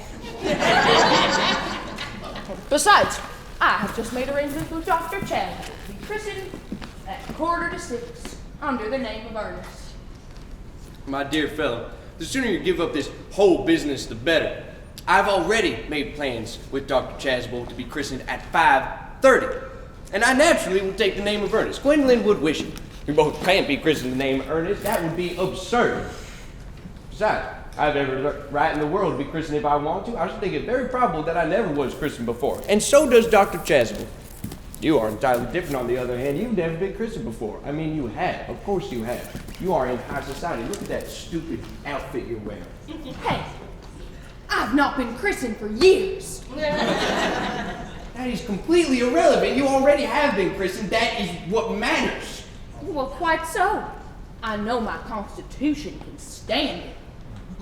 I must say, if you're not quite sure about your ever having been christened before, I think it is rather dangerous that you're venturing on it now. It might make you very unwell.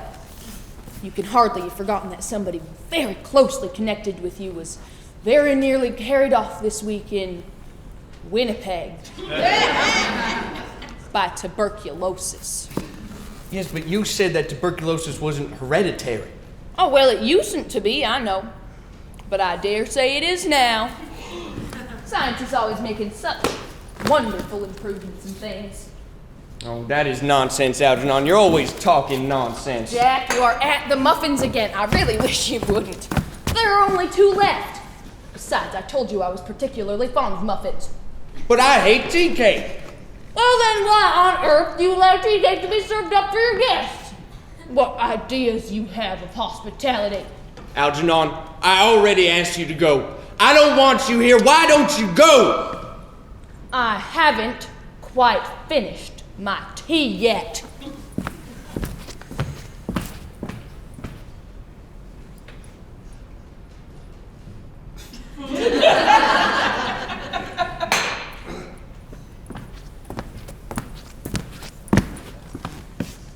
And there's still 1 muffin left. The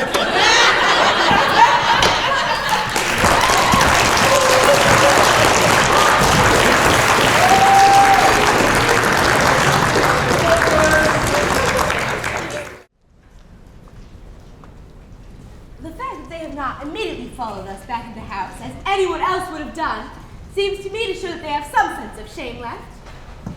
They've been eating muffins. That looks like repentance. They don't seem to notice at all. Couldn't you cough? I haven't got a cough.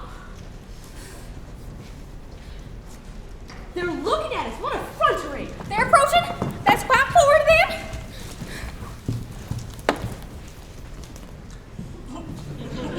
We must maintain a dignified silence. Oh yes, a dignified silence. It's the only thing to do now.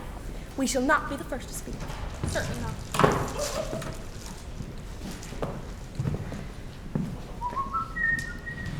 This dignified silence seems to produce an unpleasant effect. A most distasteful one. We shall not be the first to speak.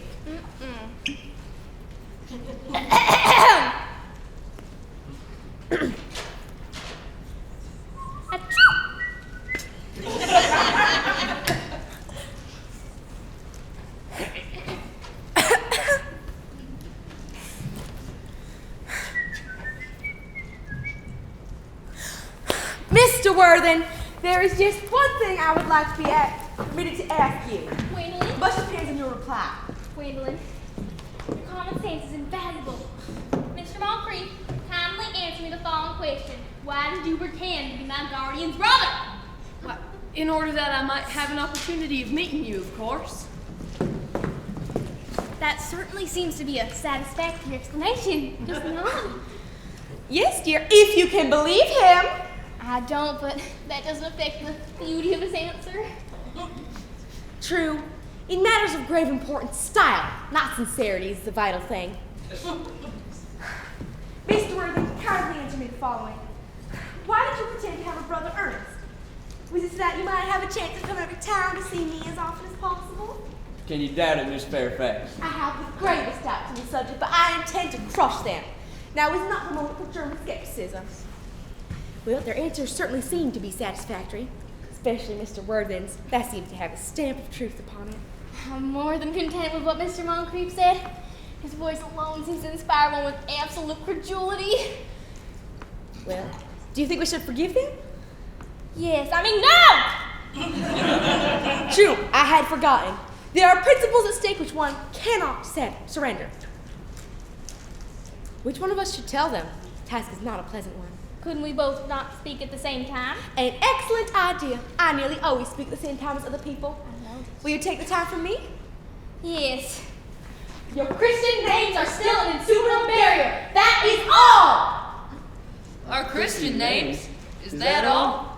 We were going to be christened this afternoon. For my sake, you would do this terrible thing? I would. Are we ready to face this fearful ordeal? I am. How absurd to talk of the equality of the sexes. Where questions of self-sacrifice are concerned, men are infinitely beyond us. We are. They have moments of physical courage in which we women know absolutely nothing. Darling. Darling. Now hold on one second, please just calm down. We do not need to argue. barge you in there like that. Lady Bracknell, every.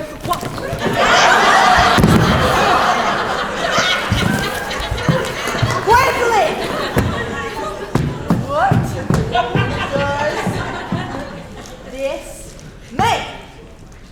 Merely that I am engaged to be married to Mr. Worthing, Mama.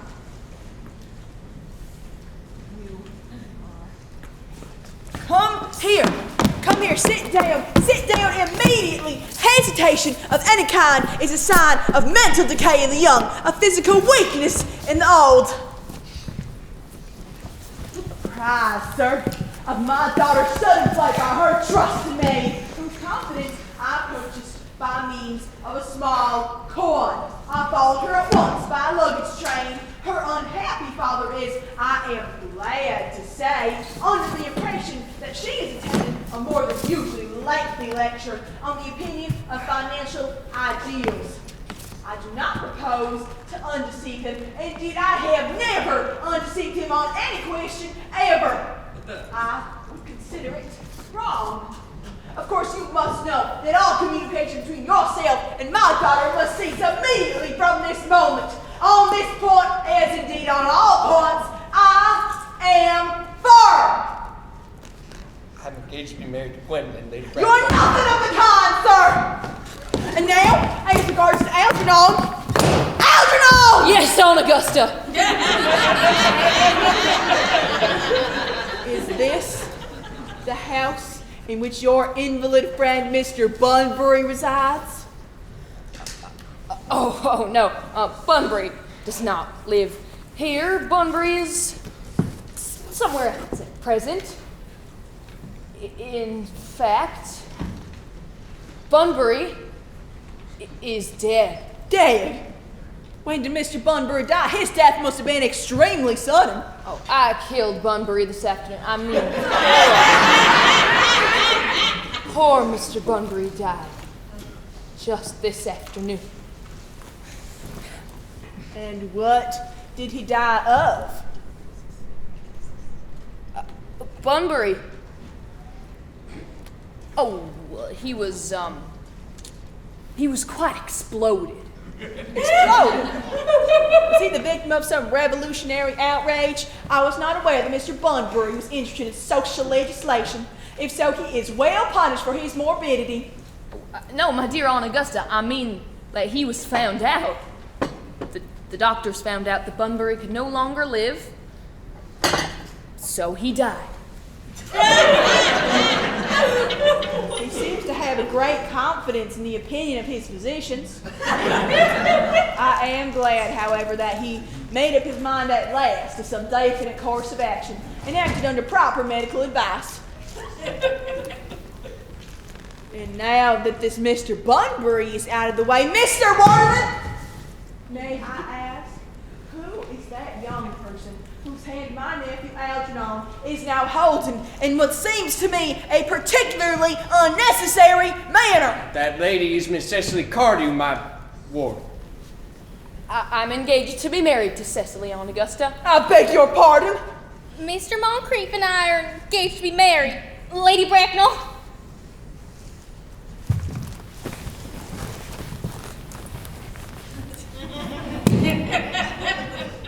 I do not know if there is anything peculiarly exciting in this particular part of Sheridan, but the number of engagements that go on seems to me considerably above the proper average that statistics have laid down for our guidance.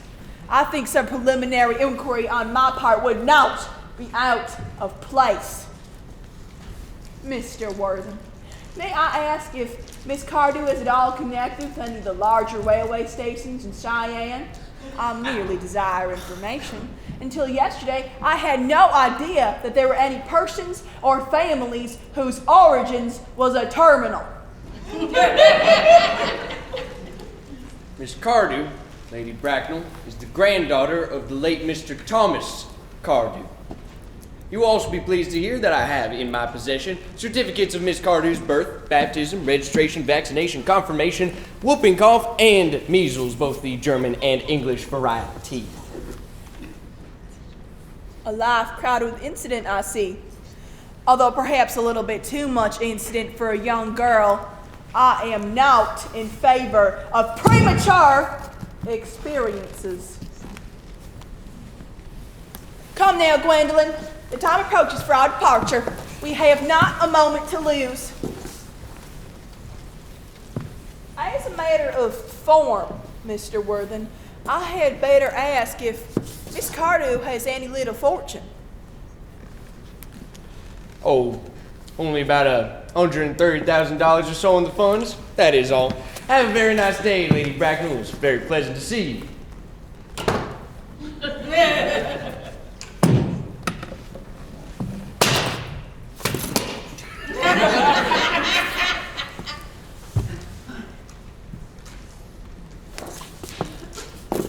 A moment, Mr. Worthing. Of course, Lady Bracknell. $130,000, and in the funds. Miss Cardew seems to me a most attractive young lady now that I look at her. Come here, dear. Pretty child, your dress is sadly simple, and your hair looks almost as nature may have left it, but we can soon alter all of that. A thoroughly experienced tailor produces a really marvelous result in a very brief space of time. I remember recommended one Lady Lansing, and after 3 months, her own husband did not recognize her. After 6 months, nobody did. Kindly turn around for me, dear. No, the side profile's what I want. Just as I expected. There are distinct social possibilities in your side profile. Chin a little higher, dear. Style is largely dependent on the way the chin is worn. They are worn very high just at present. Algernon? Yes, Aunt Augusta? There are distinct social possibilities in Miss Cardew's profile. Cecily is the dearest, sweetest, prettiest girl in the whole world, and I don't give 2 pennies about social possibilities. Never speak disrespectfully of society, Algernon. Only people who can't get in do that. Dear child, you must know that Algernon has nothing but his debts to depend upon. Hey, But I do not believe in mercenary marriages. When I married Sheriff Bracknell, I had no fortune of any kind, but I never dreamed of allowing that to stand in my way. Well, I believe I must give my consent. thank you, Aunt Augusta. Cecily, you may kiss me.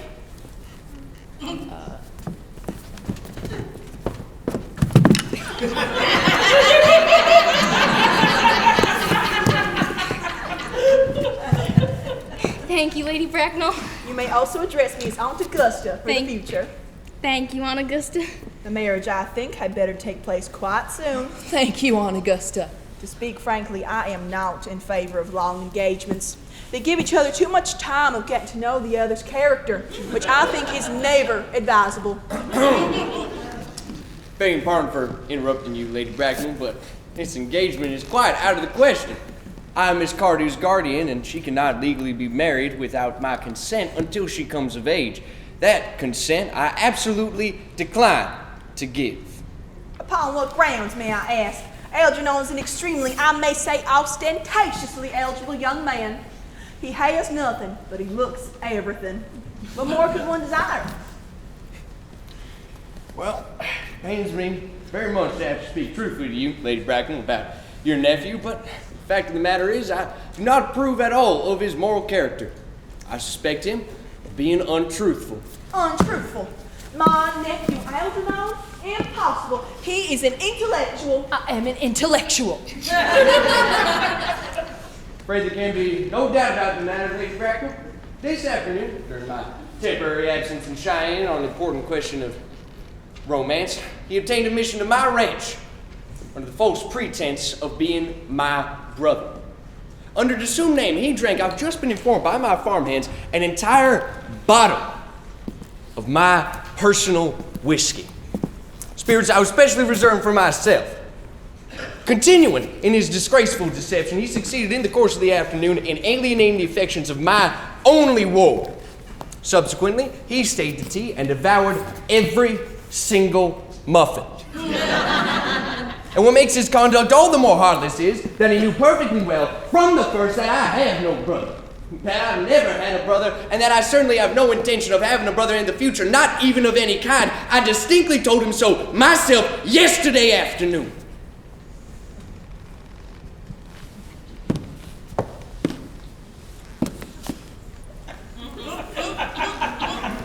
Mr. Worthen, after careful consideration, I have decided to entirely overlook my nephew's conduct to you.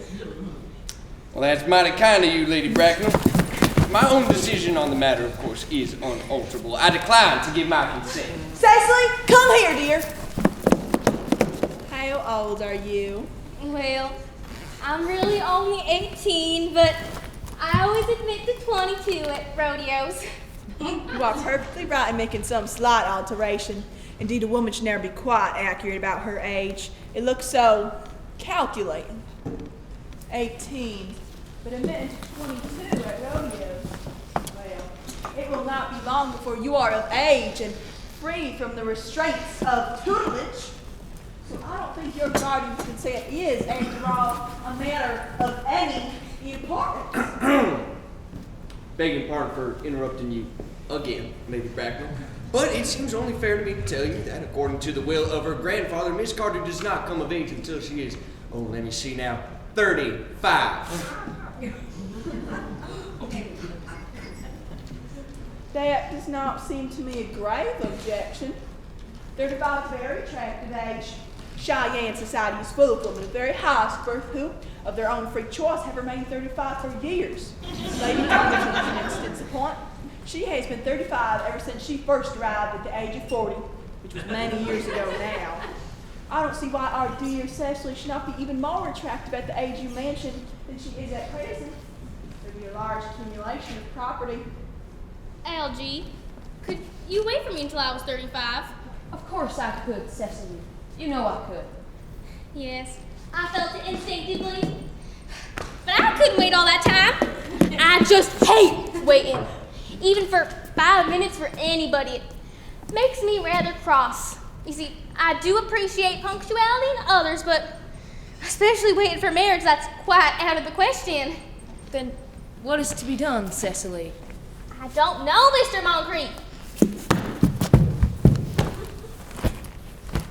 My dear Mr. Worthing, as Miss Carter states, she positively cannot wait until she is 35, a remark in which I am bound to say shows an impatient nature. I would beg of you to reconsider your decision. But my dear Lady Bracknell, the matter is entirely in your hands. The moment you consent to my marriage to Gwendolyn, I will gladly allow an alliance to be formed between your nephew and my woman. Mr. Worthing, what you propose is out of the question. That a passionate celibacy is all that any of us have to look forward to. I do not propose that destiny for Gwendolyn. Algernon, of course, can choose for himself. Come now, dear. We're going to miss 5, if not 6 trains. To miss any more will expose us to comment on the platform.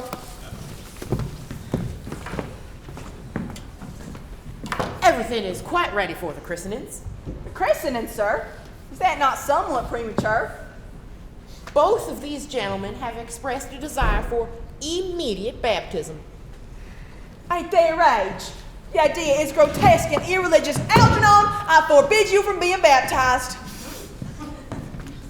What would Sheriff Bracknell think if he learned this was the way you were wasting your time and money? Mr. Worthing, am I to understand that there are to be no christenings at all this afternoon? I don't think that, seeing as the way things are right now, would be of much practical use to either of us, Dr. Chasuble. I am grieved to hear such sentiments from you, Mr. Worthing. They savor of the heretical views of the Anabaptists, views which I have completely refuted in 4 of my unpublished sermons. However, given that your current mood is one particularly secular, I will return to the church at once. As I have just been informed by the pew opener, Miss Prism has been awaiting me in the vestry for the last hour and a half.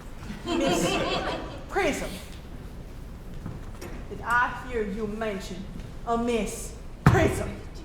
Yes, Lady Bracknell, I am on my way to join her, if I may.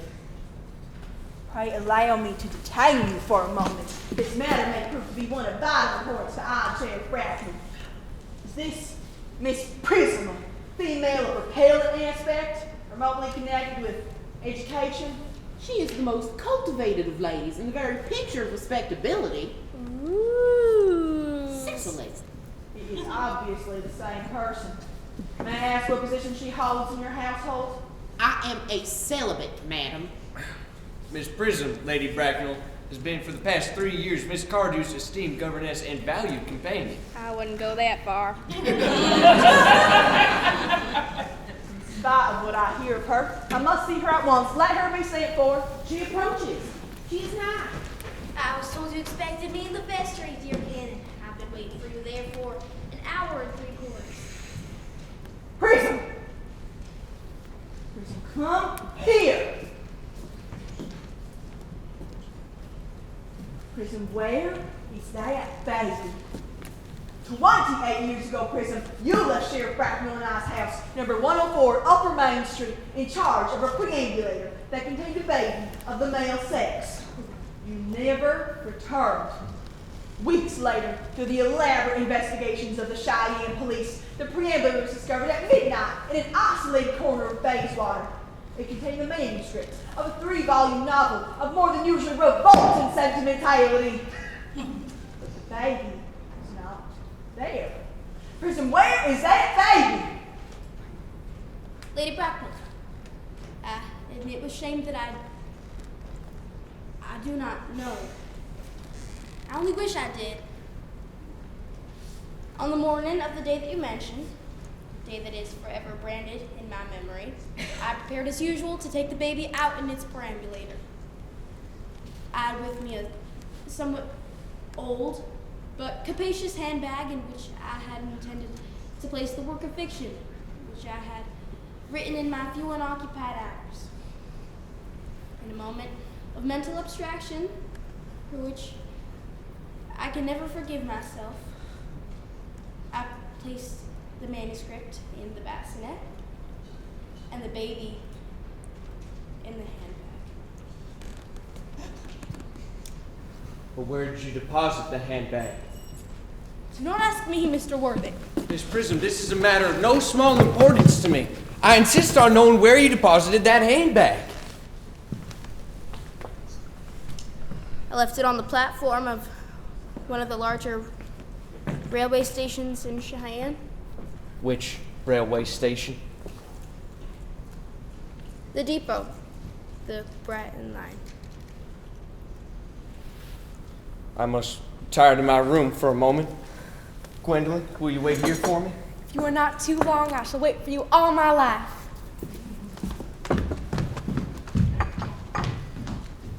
Lady Bracknell, what do you think this means? I dare not even suspect, Dr. Chasuble.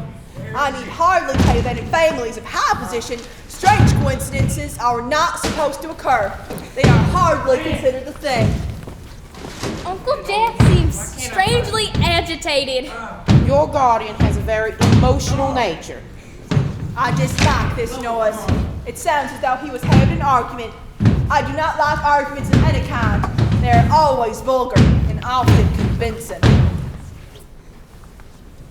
It has stopped now. No, that's not it.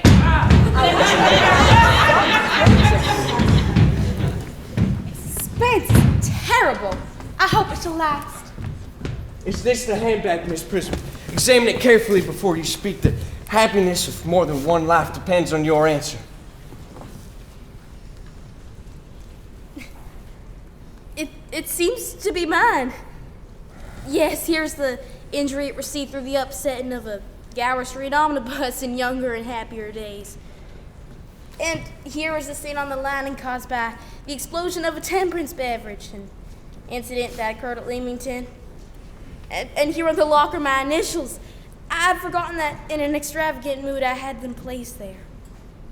The bag is undoubtedly mine. I'm so excited to have it so unexpectedly restored to me. It's been a great inconvenience being without it all these years.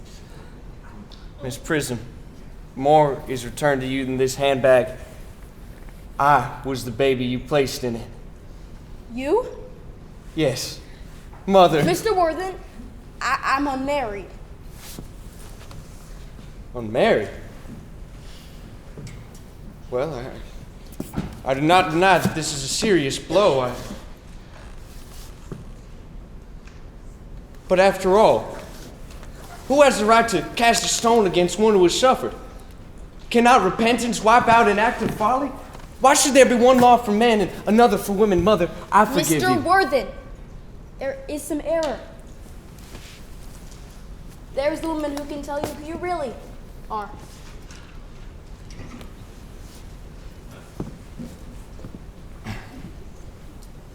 Lady Bracknell, I hate to seem inquisitive, but would you kindly inform me who I am? I am afraid the news I have to give you will not altogether please you. You are the son of my poor sister, Mrs. Moncrief, and consequently, Algernon's elder brother.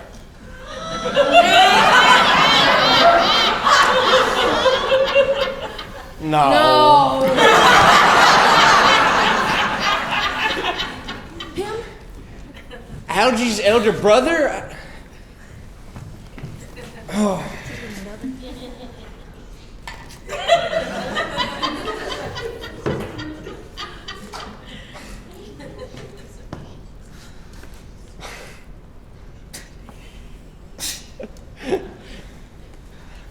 Well, I always did say I had a brother.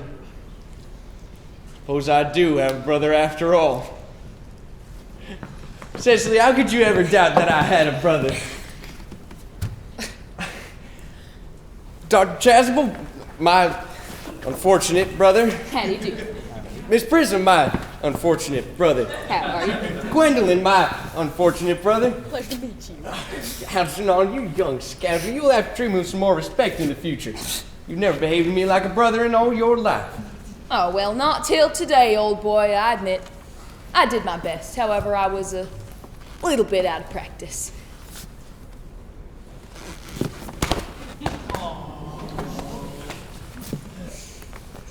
My own one. But what own are you? What is your Christian name now that you are someone else? My goodness, I quite forgotten about that.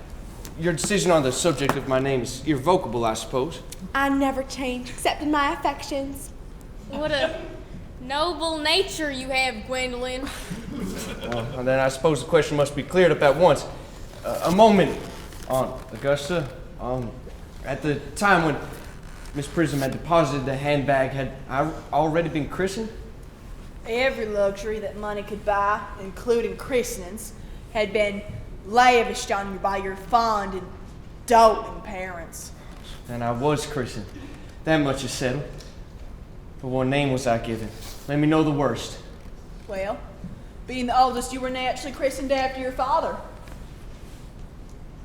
Yes, but what was my father's Christian name? I cannot at the moment recall what the general's Christian name was. I have no doubt that he had one. He was eccentric, but only in later years. And that was the result of the Indian climate and marriage and indigestion and other things of that kind. Yes, Algernon, can't you remember our father's Christian name? Well, my dear boy, we were never even on speaking terms. He died before I was a year old.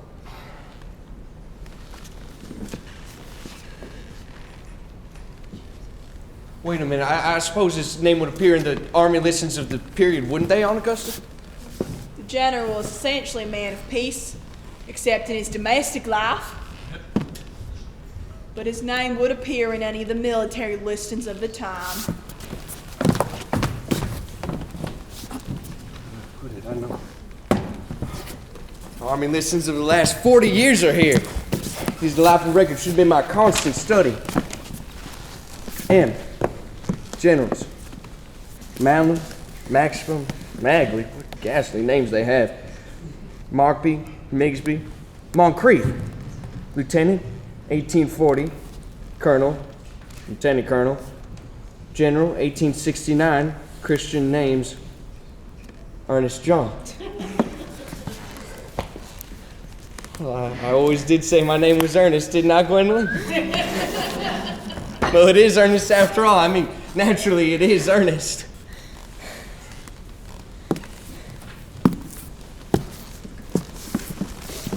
I remember now. The general's Christian name was Ernest. I knew I had a particular reason for disliking the name. Gwendolyn, it is a terrible thing for a man to find out that all his life he's been telling nothing but the truth. Can you forgive me? I can, for I feel you are sure to change. Gwendolyn. Ernest. Oh, Letitia. Magic at last. Cecily, at last. Gwendolyn, at last. My nephew. You seem to be displaying signs of triviality. On the contrary, Aunt Augusta, I've just now realized for the first time in my life the vital importance of being earnest.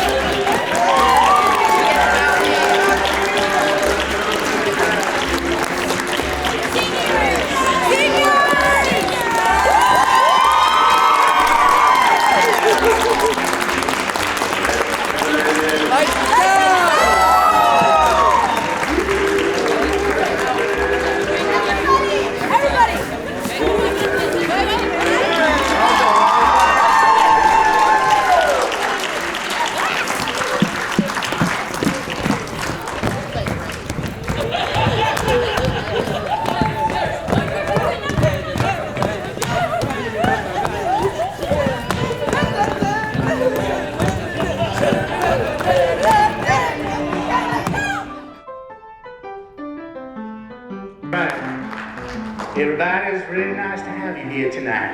Again, I would like to thank some very important people. One person in particular who just doesn't get enough respect. Who does everything I don't ask him to. And somebody back there is Tyler Walkowitz. Please give him a round of applause. All right.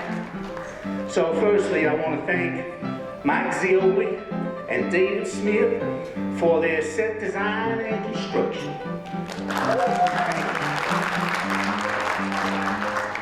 I would also like to thank Val Voorhees for all the costumes that she donates and volunteers to our ensemble. So please give her a round of applause. And then there's the always reliable Miss Olivia Leone, who helps us with just about everything from makeup to stage movement to whatever it be. Let's give her one too. Now I got a bunch of moms. You know we need them, right? So we got April Worthing, we got Joe Sullivan and Michelle Burgess, who always prepare our meals for us and make sure these kids are fed and ready every night. But first, I also want to add to the list Ms. Jennifer Smith, who coordinates just about everything that happens outside of this room. Big round of applause, please. Thanks. And lastly, we have a newcomer in the building who started working here this year, and she's been a really wonderful addition to the ensemble. And she gets along really well with the kids, and they feel safe with her, and it makes my job a lot easier, you see. And her name is Alyssa Fry. Anyway, I have to say that these boots are 3 sizes too big for me. And it's going to take me a bit to get off the stage, but I want to say have a lovely evening, enjoy the show.